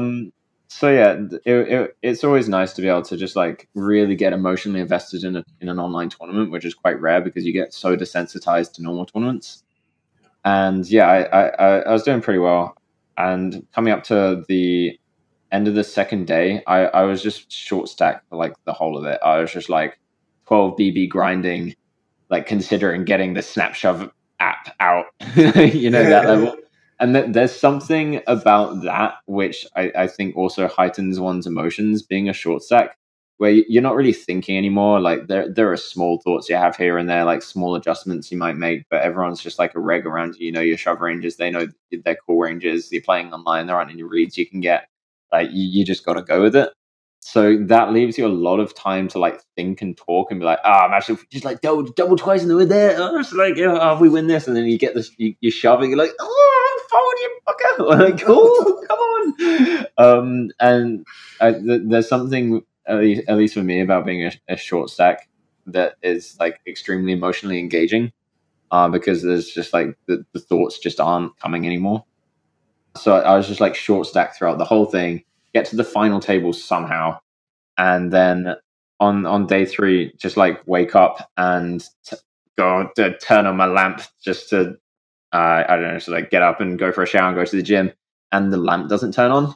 I was like, okay, all right, go turn the light on. The light doesn't turn on either. I was like, fuck, Ben. Ben. And the main event's in like 5 hours, so we got some buffer period. We was just like get our grounding, see what's going on. We were pretty relaxed about it. Ben and I are pretty relaxed when stuff goes wrong, which one of the best things that I've ever had out of any friendship is just like how literally no matter what happened, like we'd miss a flight, we'd accidentally lose huge amounts of money, we'd like punt off, with like break whole series, and it'd just be fine. Like whatever happened, it'd be like, okay, we were really late somewhere, like the plans didn't go right, we just sit down, talk, play cards, whatever, gamble, like whatever we like doing, we just do instead of letting it get to us. And I think that was always incredible with Ben. So yeah, we're pretty chill about it. It's just me and Ben at this point, and trying to find places that we can find internet. Finally find out that the place that we're staying in has backup internet and has a backup generator. So we're like, fuck, we're just playing reception, and just like set up downstairs in reception, like perfect. And get message from Connor Drynan, who's also on the final table, being like, bro, so like the whole of Pliers out. I'm going to this city, which is like 2-hour drive away, to try and see it. Like apparently they have electricity there. I was like, I'm actually okay at the moment. Yeah, we're good. You can't play in the same place. So whatever, can't invite him around, but GL. And then we go out for breakfast because we got that sorted out. Come back, and then this is with about an hour left. the electricity of the backup generator is out. And we're like, fuck. For the second time today, fuck. So we were just like running through different like power walking through different parts in Playa, just like looking for places that might have electricity, speaking to the people, and the people that were like, yeah, this is kind of like the biggest blackout we've ever had since like however many years ago. We're like, come on. And so yeah, we were just like considering getting a taxi. We were just about to go get a taxi to another city. And as we were talking about that, some lights in the vicinity go on. And we're like, yes, it's back. And then we realize it's just like not many lights at all. So like at this point, I don't know how, but like 10% of Playa is just on. So we're just like wandering through looking for a place that has electricity, find a cafe, has internet. We set up at this point, like the tournament's already like kind of starting, but we're setting up the internet. Like the internet's really shoddy, but it's working. So we're just like, okay. And I guess we're playing now. That like the players waited for us a bit, started playing. Everything went pretty damn well. Like the internet was going in and out, but like when it was on, we were like winning the pots. Would recommend people watching that final table hand history review. It's on YouTube. Yep. Like Scoop 2020 main event. It was so fun. Like really, really interesting hands. And I think I was playing like one of my best games as well, which was like really nice for me. And like to add to the experience. All of these things happening, like celebrating really loudly with Ben when things are happening. Like the person who is waiting on us is like really on our team, having no idea. He knew we were playing poker, but he's like, "Oh, is it going well?" And they're like, "Yeah." Like he definitely is like, "Oh, is it big stakes?" We're like, "Oh, kind of. It's just fun though." And like, when each pot's worth like 30, 40K, yeah. At least. So that was always that whole experience was super, super fun. Get down to like 4-handed or 3-handed, and I'm in this river decision where it's just before the person has acted in like a not a huge pot. It had been like opened, called at C-bet, and then check turn. He's tanking river, and then the whole internet in that place goes whilst it's like him to act, and like if he bets and I time out, I fold. Yeah. And like the equity in this spot, like in the bet, is probably like over 50K if I time out, like because I had a hand I could for sure call with if he bets like a bunch of sizes, or if he checks, I'm for sure winning. So I was like, oh no. But we'd been made aware that there was a Starbucks down the road. So I was like, okay, Ben, stay here. I'm gonna run. You paid for the bill and everything. So I'm like in my pajamas, sprinting through Playa to try and find a Starbucks with just like my mouse dangling down, slapping me. And it was just like the most fun I've had. Like having to sprint is such a nice feeling when you actually have like a purpose. Just like skipping around people be like, "Oh, get out your way, kids!" And it's like I literally can't stop. Like, it's such a huge equity shift, and yeah, it was a really, really liberating moment. Get back to Starbucks, realize the guy's bet huge, have to fold because obvs, and like the guy was never bluffing in that spot when he goes that size. So yeah, didn't change it as much, but still pretty cool. We got back, got to make the decision. I stay there for a bit. Ben joins me in like half an hour, and yeah, just like everything went so perfectly. And we'd like every time we won a pot, we just like do our little high 10 thing, which if you've ever seen us high 10 is really well synchronized and is really good. So like the first hand of the heads up, which you reviewed, I like 3-bet jammed the river with air, and as he check raised the river, we both just went and then I started thinking, I was like, wait, and Ben was like he doesn't speak whilst I'm playing, but he was like look at me, just like, what are you doing? What are you doing? And then I was like, scrolled it towards shove, watched his face just go, oh, okay. Just like holding our breath and shoving, and he just like snap folds. The eruption that came from our table would have been so annoying for other people that are just trying to have their coffee there. But it was so loud, it was so pure, it was so nice to be part of. And yeah, had loads of those moments, and it was probably my best like poker experience. Definitely my best online poker experience I've ever had. It sounds like an incredibly memorable experience, especially because you had all the other factors going. There's like the kind of anxiety and the uncertainty about the internet. There's the fact that you're playing for over $1 million, which is pretty huge. The extra adrenaline from the running, you're really getting your heart rate going. Plus, you've got a friend there who's in for the sweat and like the positivity resonance between the two of you. Very cool. So I want to talk a little bit more about the hand, because when I was doing the review on YouTube, that was the one I'm just like, what? I'm done. I'm done doing hand restrictions. I don't know what's going on. So at this point, you guys have done the deal. You've locked up. What is it? You locked up like 1.1, and we're playing for another 100K approx. Yeah, I think that's okay. And then you get this hand. Can you just walk us through the hand, and if you had a reason for doing what you did on the river, other than I just think it might work?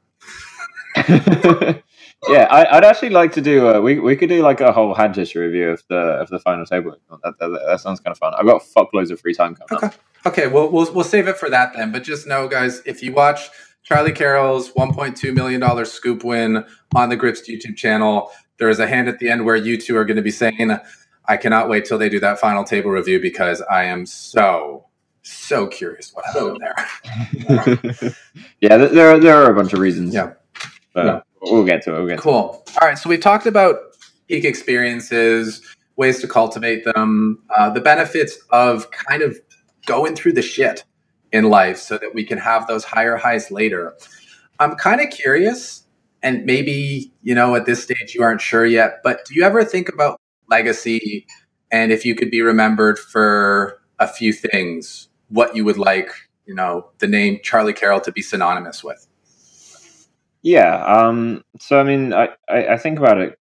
Not that I don't think about it too much. But I definitely have areas of life that I want to explore, and I guess if I were to achieve the goals that I could set for myself, then it would end up in some level of legacy. And obviously, they're very extreme ends of the goal spectrum. But definitely want to focus a lot in philanthropy. Specifically, decreasing poverty around the world and undermining capitalistic systems, although not taking I'm not one of the people that thinks capitalism should be like taken down or destroyed or anything, but getting society in a place where the people who have the least money still have all of the basic necessities and maybe a bit more, and then helping people turn this whole game of money not into a game of survival, but into a game of just like, hey, you get more shit if you do well. And I, with a bunch of other people that hopefully on my team, have a few ideas coming up to try and push that into existence. And so that is the general direction that I want to be going in at the moment. It's so heartwarming and wonderful to hear that. And I feel like a lot of people don't assume that about people who are into poker, because they think, we're all about accumulating wealth and self-interest, because that's kind of what perpetuates the game. But in my time in the game, I've seen that people tend to go through a phase where they're like, I got to get all the money. I got to be the best in the world. I got to get all the results. And their passion drives them to develop this incredible skill set to be completely bulletproof. And they get a lot of wealth as a result of that. And then once they have the wealth and they're like, okay, I have like everything I should have to be happy. And this happens in other industries too. And they're like, but what's missing? And they're like, I'm lacking the love and I'm lacking the connection with others. And when we realize we can't just buy connection, this purpose wakes up in them where they're like, okay, like I want to be of service in some way, not just give all my resources away, but I want to do what I can to help other people have a good quality of life so that they have the option to manifest a dream like the experience that I got to have, because I'm very grateful for this and I couldn't have had it if it weren't for the other people and having those basic resources. So how can we help facilitate that? And it seems to be a theme, and I feel like it's happening to people who are younger and younger these days. And it feels like that's a really good sign for the world in general and the future of this planet. Yeah, and I think that's something beautiful that poker can give people. That even though poker on the outskirts of it seems like a really unethical thing in general, just because it does ruin people's lives, I think that all it takes is just like a few success stories. Like, you got the Fedor Holzes and the Igors and the Ikes of the world. And like, all it takes is like a few of them to band together, find all their rich friends or their philanthropic friends, their driven friends, to do these good things. And it gives people that huge kickstart that they wouldn't have had in other industries, where you need to like work so hard to get the amounts of money that people are earning in poker in other industries, and also gives people like the time to work on being like a good person. I think there's just like a huge gold mine waiting to happen, especially with the new generation of poker players, where a lot of people I think are going to turn their focuses into helping other people. Yeah. And I think it's almost a necessity in poker. You talked about how some people see it as gambling, but if you're gambling, you're not going to get results. Or if you do get results, they're going to be short-lived. Those are the people like, oh, I built my bankroll up to 1,000 and then I lost it. And it's like, cool, you're not doing it right.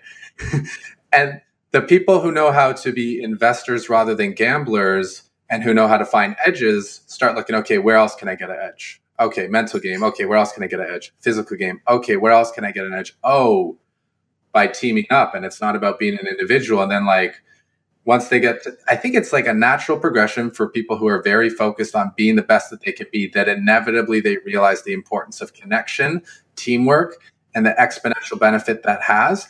And the beauty of how when you give to the world gives back to you more. And when you come from a place of love and compassion, you get so much more back. And whatever you give is what you get. And when you give just like pure greed, you're going to be surrounded by a bunch of greedy people and be like, this isn't so fun. That's something that I really wish that they taught you in school, although I'm glad I worked it out myself, but like there's a very good chance that a lot of people won't ever, is that it really is like a almost karmic justice, that the more good you are to people, the more time you spend on wanting to be kind and compassionate and loving, the like more fulfilling relationships you get, the more people that will be drawn to you. And it's actually almost ironic because like you meet a lot of people who are really like, I hate to use the word shallow, but like shallow and sex driven and things like that. And it's like the things that they want, they want, girls, or they want money, they want success. Is like a lot of these things would come to them naturally if they just fine tuned their ego into a more loving version of themselves. And it's not something that I think is taught anywhere near enough as it should be. Love really is this like incredible guiding force that when we can attune to it, life just becomes more of a cruise, more of a ride where we can just enjoy the scenery. And when we're disconnected from love or operating from another place, which is usually fear, everything seems a lot harder. It seems like a lot more of a struggle. I feel like if there were a universal currency that's really underlying everything, it would be love. That's a cool concept, yeah. Yeah, and like people who realize that, they might not have all the dollars in the world, but if you look at their state, yeah, and their inner quality of life, it's off the charts because they're just grateful, they're happy, and they're surrounded by what that consciousness part of ourself wants the most, which is unconditional love and genuine connection. Yeah. Can we talk one other thing about money? Sure. Because I heard a really funny story from you.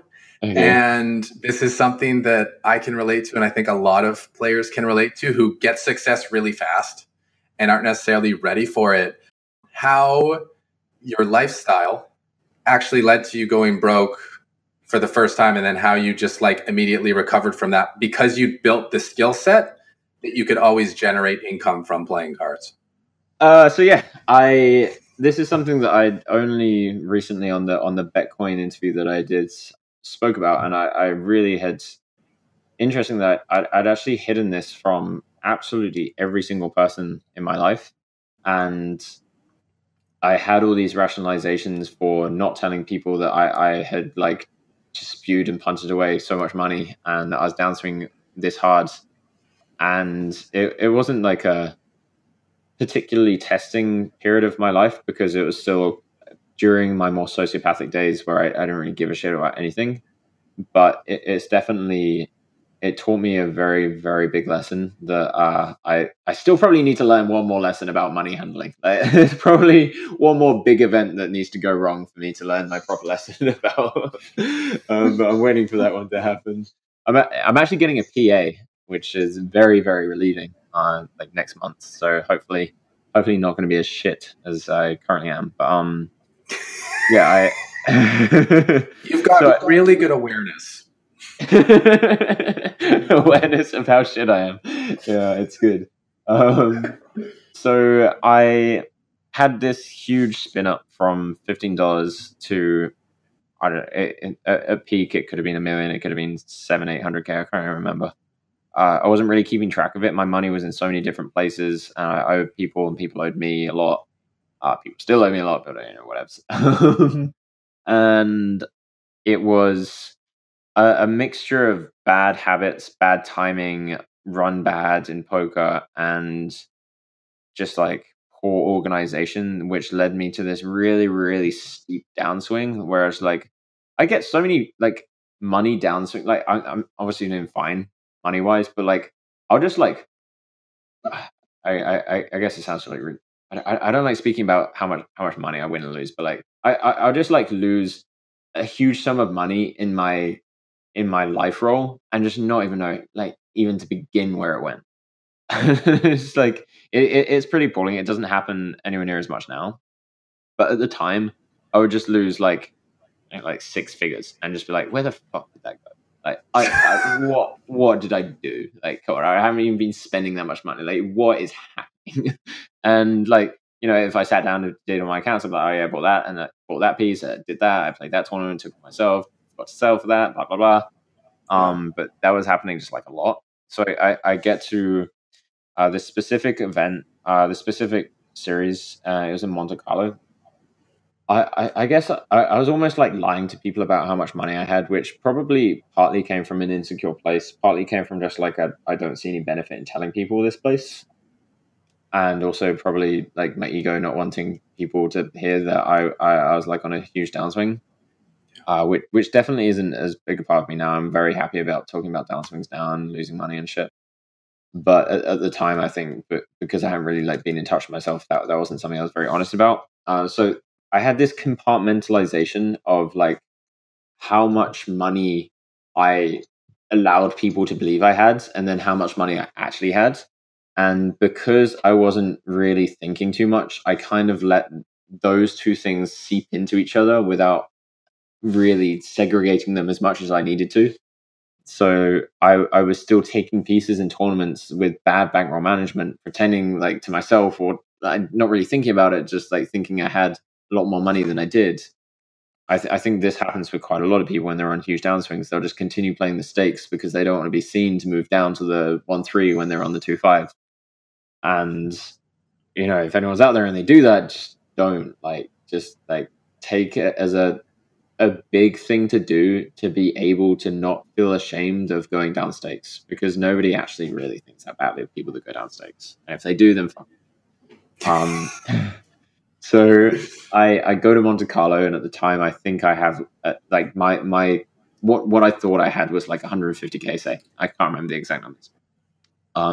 Actually, some people who I thought owed me money didn't owe me money. So like there were these numbers that I'd let people like believe that I had like 800K. I'd actually have 150K, but then I'd actually have like 50K because those people didn't owe me 100K. So I ended up like bricking the whole of the series. I played the 100K twice. I put like 30, 40K into it. Played some satellites. Played the main brick. And at this point, was like having to like come to terms with it. It's like, okay, I'm probably actually like gonna have to just go move back to Jersey and just like coach or grind back up from the beginning. Not really bothered. Like, I'm sure I'll do it. Like, it'll be fine. I can play poker. Then I play a 5K right at the end, and in hindsight, I said this on the Bitcoin, so I feel a bit weird repeating it. But like in hindsight, the amount of money that I had at that time was negative. Like it was for sure a negative. I don't know how negative, because my accounting's just never fucking done. but yeah, I had below zero amounts of monies, below zero money, and I wasn't too emotionally affected by that, luckily, and I know a lot of people would be, and I consider myself fortunate that that kind of stuff doesn't affect me. And I ended up playing my heart out and winning that tournament for like 180k euros, and I'd like on some level, like my more spiritual side is like, thank you, universe, thank you. Yeah. On like other more rational levels, I'm just like, Jesus fuck, that was so lucky. Like, what was I doing? Do not make that mistake again. And that was just like the impetus to start this huge upswing that I've had since then and till now, actually, where I just haven't really booked many tournaments at all. And I was like final tabling multiple tournaments every single EPT that I was going on, which for sure was a lot of run good, but it was also it was at the same time as I was developing my own strategy of mixing live tells with like the theory of poker, which I think is just like a really, really, really sick, amazing, like awe-inspiring, awesome thing that is waiting for people to discover. And I think that I've maybe discovered like 15% of it, and I can like see in the horizon like fuckloads more to learn. And I don't have as much motivation to learn it as I used to, but I think there will be people in the future after me that will learn it and will absolutely annihilate the high roller scene until other people catch up. Yeah. And I think that's it's a really good insight that there's the way to look at like poker's a card game that's all about numbers and mathematics. And then there's the way to look at it like poker is a people game that's played with cards. And the cards are in the mix, but what's really going on is the people are there and they're putting their emotions and their beliefs and all this stuff like into their actions. And it's, can we interpret the language of their betting? Can we interpret the language of their body and really understand what they're trying to tell us and whether they're trying to tell us something honest or dishonest? But there's another really big point there that you touched on. And I've seen it in so many people. I've seen it in myself. I've lived it myself. And it's that when we start doing well in the world and we start getting success and our ego starts to build, we see that other people are treating us differently. And we kind of like the way that they're treating us. We're like, hey, this is a cool way of being interacted with. This is very different than how it used to be. And we get afraid that if we aren't the person they think they are, or we don't have the resources that we have, that they're going to start treating us differently. And the ego doesn't want to lose that because it's like, oh, then I'm going to have to go back to how it was before. I think that the way that people treat success, like quote unquote successful people that have done well with money, it's really damaging in a lot of ways, especially like it can be really damaging to the person who is that type of successful. It's like the stereotypical thing for success to go to someone's head, and I don't think I fell into that pitfall, at least nowhere near as much as I think most people do. But I was very aware that when people were speaking to me so differently, that it was something that I would probably emotionally feel if I lost it. So it was definitely like a cognitive thing that was going on, but like it's just not much you can do about it. It is so ridiculous how differently people speak to me now. I've got money, and like if I'm speaking to someone in public and they happen to find out that I have done really well in poker, like the change in their body language, the words that they use, like people in hotels will start calling me sir. Like everyone's a lot nicer, a lot more interested in what I have to say. And it's not just what I have to say and anything to do with poker. It's literally people, because they've seen me, they've heard that I've done well in poker. They'll listen to me about a whole range of topics. And I think that has its upsides and its downsides. Like the upsides are that I feel like I have a voice now, and I feel like people actually listen to a lot of what I say.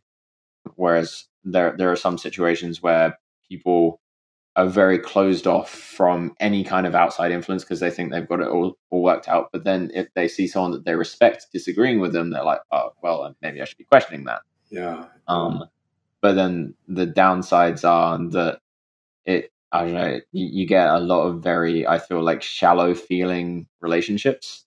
And it's definitely an insecurity that's cropped up for me, is like I'm very cautious of people using me for money or only wanting to know me because I have money.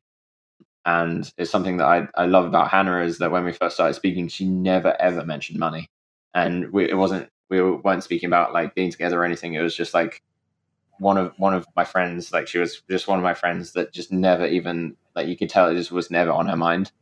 And I think that's like really, really relieving to find in a person. But I think the fact that it's relieving says a lot. That says a lot about how many people out there really do care about money, even if it's on a subconscious level. Mm-hmm. You hit a great point about how as soon as people see someone they respect or that they perceive to maybe have higher status than them, suddenly their ears are open and they're listening. Like, okay, what can I learn from this person that can maybe shift my experience? And yeah, money's a tricky one because people have so many beliefs around money, and what money means for someone might mean something completely different for another one. And you're basically interacting with people's assumptions and thoughts, rather than like the actual like depth of the person. One thing I found that was helpful, because I did some reflection one time when I was, at the end of a yoga practice, and all the insight was coming to me from my body. Like, the reason you've been struggling is because you're trying to live this higher status lifestyle to be on the same level as your friends who you think are high status. And like, you don't need to be doing that. That's where all your money is being drained. Like, just cut the lifestyle and you'll feel fine. The ego is like, oh, but if I don't have that, then who will it be? And then like the other part of me is like, dude, your love, you give love to people. They love you for you, not for your money, and not for like, the service you can offer. And if you come to them from that place and offer them that, and you'll see that you're received as that, you'd be like, oh, I can just be this. Whereas when I come to people from ego, where we're coming from like, hey, like, I'm successful Charlie, I won the Sunday Million, this is me. You're getting the feedback of people being like, okay, this is how we interact with Sunday Million Charlie Carrel as opposed to real Charlie Carrel. And I find as we can be comfortable being more authentic, we get more feedback from the world that like, oh, being my authentic self is actually just fine. And in fact, I get an even better experience in life the more real I am with people and more open. I really agree. It's like, and something I really take a lot of value in and a lot of importance in it is being really, really open and honest with almost everyone that I meet, unless I feel like there's a really specific reason that I can't be with that person. Then not only do you get to have a lot more like deep and connecting conversations with people, you also get a really intense amount of feedback, because they are seeing you, the real you, the deep you, and you get to see so many different lenses of that real you that you wouldn't have been able to see if you had only shown them like your ego side or only shown them the more impressive side. So I really take a lot of value in, if I'm getting to know someone or if I'm just speaking to someone, even if it's going to be a very temporary knowing them, just opening up and telling them something that you wouldn't usually tell a stranger, and asking them something that you wouldn't usually ask a stranger, and trying not to cross any boundaries of upsetting people, but also trying to put them in conversations that they're maybe not used to having on day-to-day interactions. Yeah, and really giving people the opportunity to visit parts of themselves that they don't usually visit and be like, oh yeah, I forgot about that. I'm glad we got to like look at that. And I love what you said, that the more authentic you can be with people, the more you're going to get out of the interaction too. So it serves both people involved when we can just, put our armor down, our shields down, and just be open and be real. One of the things that I think a lot of people aren't taught and don't understand too much is that to be selfish isn't necessarily a bad thing. It's just like one of the best ways, or probably the best way to be selfish, is to be selfless. And it all comes back to you in ways that are so much more powerful and significant than if you're just being completely self-serving and not thinking of other people. I agree with you totally. And when we realize that we as humans all share certain things and realize that those things are important, and when we help someone have a better day, they're probably naturally going to lead to us having a better day. It just kind of naturally works out. I think something that I really learned from Kelly, actually, one of the qualities that she had the most out of anyone I'd ever met was that she would always, no matter the situation, try and understand what a person had done and try and forgive them for it. And I know other people that do that, and that say, okay, it's not that person's fault that they did a bad thing, that it was because of this influence, they're just an animal, whatever, no free will. But I really saw Kelly actually feel it. And when someone did something bad to her, or someone like she sort of like mic'd entirely, be an asshole to people on Twitter, everyone's like, "What a dick!" And she's like, "Yeah, but he's just a mammal like the rest of us, just trying to do the best that he can with the knowledge that he has." And you could see, I could see just like an actual forgiveness and like love towards a person that she would definitely not like. And I think that is something that I've tried to incorporate in myself as well. And I think that is a really, really powerful thing to have, that if you can't blame people for what they've done, in the sense of like, we're all just like really just trying to do our best, and you try and understand why they did it, or even if you can't understand, just know there is a reason that you can't understand. I think you can go through a day so much more swimmingly if you don't have all the hiccups of like, oh, that guy's a dick, oh, that guy ruined my night, oh, that guy pushed in, why is he doing that? And instead just having like, oh, it's okay that he did that, like I'm sure he has his reasons, like whatever. Yeah, it takes a lot of energy to label things as good or bad and react. And a really powerful practice is to just not take things personally, because then you're doing all that kind of figuring out. And yeah, we only know our unique experience. We have no idea what someone's upbringing was, what they came through, what belief systems they're operating under. And like you said, people are doing what makes sense to them. Yeah. Like you see someone in like Bangladesh being really, really sexist to someone, it's like, what a dick. But it's like, no, like if we lived in Nigeria, we would also probably be super sexist. And it's okay that they are, like it's like whatever, it's not their fault. They've just been brought up in a misogynistic society. That's the culture that's been there and working there. And it really goes to show like how powerful our environment is and who we surround ourselves with. And why, if you're someone who feels you resonate a certain way, man, if you can actually have the freedom to be like, I'm going to go fly to this place and live in this place for 3 months and immerse myself in the culture I want to be in, wow, that can be such a game changer.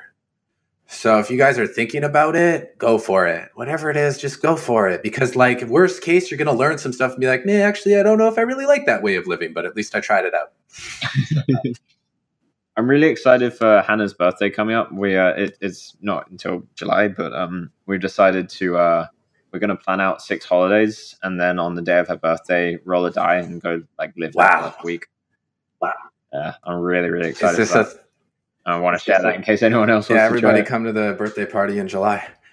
Is this a throwback to that time you read? Was the book called like The Dice Man? Yeah. That's another kind of worms. We'll save that for another show, because I'm sure Charlie's going to be coming on again. Charlie, we're over 3 hours. I'm sure your lovely lady friend wants to spend some time with you, and I have a float tank that has my name on it. Yeah, she super wants to get high. She's been like in the background, like, come on, let's get high off those Charlie vibes. So, Charlie, man, thank you so much for coming on the show with me. This has been an enlightening, expanding, just so enthusiastic conversation. I've had so much fun getting to connect with you on this level, and I'm really grateful that everyone else out there got to share in this experience. So, for people who are interested in following you more, learning more about your journey, because you're always into some pretty cool stuff, where can they go to do that? So if people want to send messages, they can on Facebook or Instagram. I think my Instagram is Charlie Carrel. I really need to check this. It's Charlie Carrel. I know it. It's Charlie Carrel. Okay, there we go. Yeah, I'm trying to reply to a lot more messages than I used to, and I have quite a lot of free time coming up. So if anyone has any questions, that's going to be a thing. Also, I'm going to shout out, at the expense of Hannah's happiness at the moment, I'm going to shout out Hannah's Instagram, who she is going on her own journey of becoming a model, but also she's planning on being very outspoken about the multiple personality disorder and lots of other things like the traumas she's been through, and also becoming like getting into dancing, yoga, and things like that. And her Instagram is Hannah Luss, Luss. So if anyone wants to keep up to date with a very beautiful human being on her journey, that is something to check out. But apart from that, Twitter, I guess, but whatevs. Yeah, I like Instagram and Facebook's more your thing. Cool. This has been so awesome. I really hope all the listeners out there, you enjoyed this show. Please send us any feedback you have at Grips Poker on Twitter or on the Grips Facebook page. We'll definitely do this again and take more viewer questions. I like how both of our voices are kind of hoarse by the end of this. It's a lot of, dude. And now imagine doing a 12-hour stream. Yeah. I mean, I wouldn't be. That's why that one had to go, and you were probably good to just do it once. It takes a lot. So if you guys out there know anyone who you feel could benefit from the conversation we had on this podcast, please share this episode with them. And when you're done with that, you know what to do. So go out there and get stacking. Bam. Bam. Bam. If you'd like to support the show, please visit our sponsor, Gripsed Poker Training, and sign up for a free training bundle at www.gripsed.com/free. That's www.gripsed.com/free. Get a training guide and an advanced webinar of your choice, up to 10 hours of training material, and over $150 in value, yours absolutely free. Full details are available at gripsed.com/free.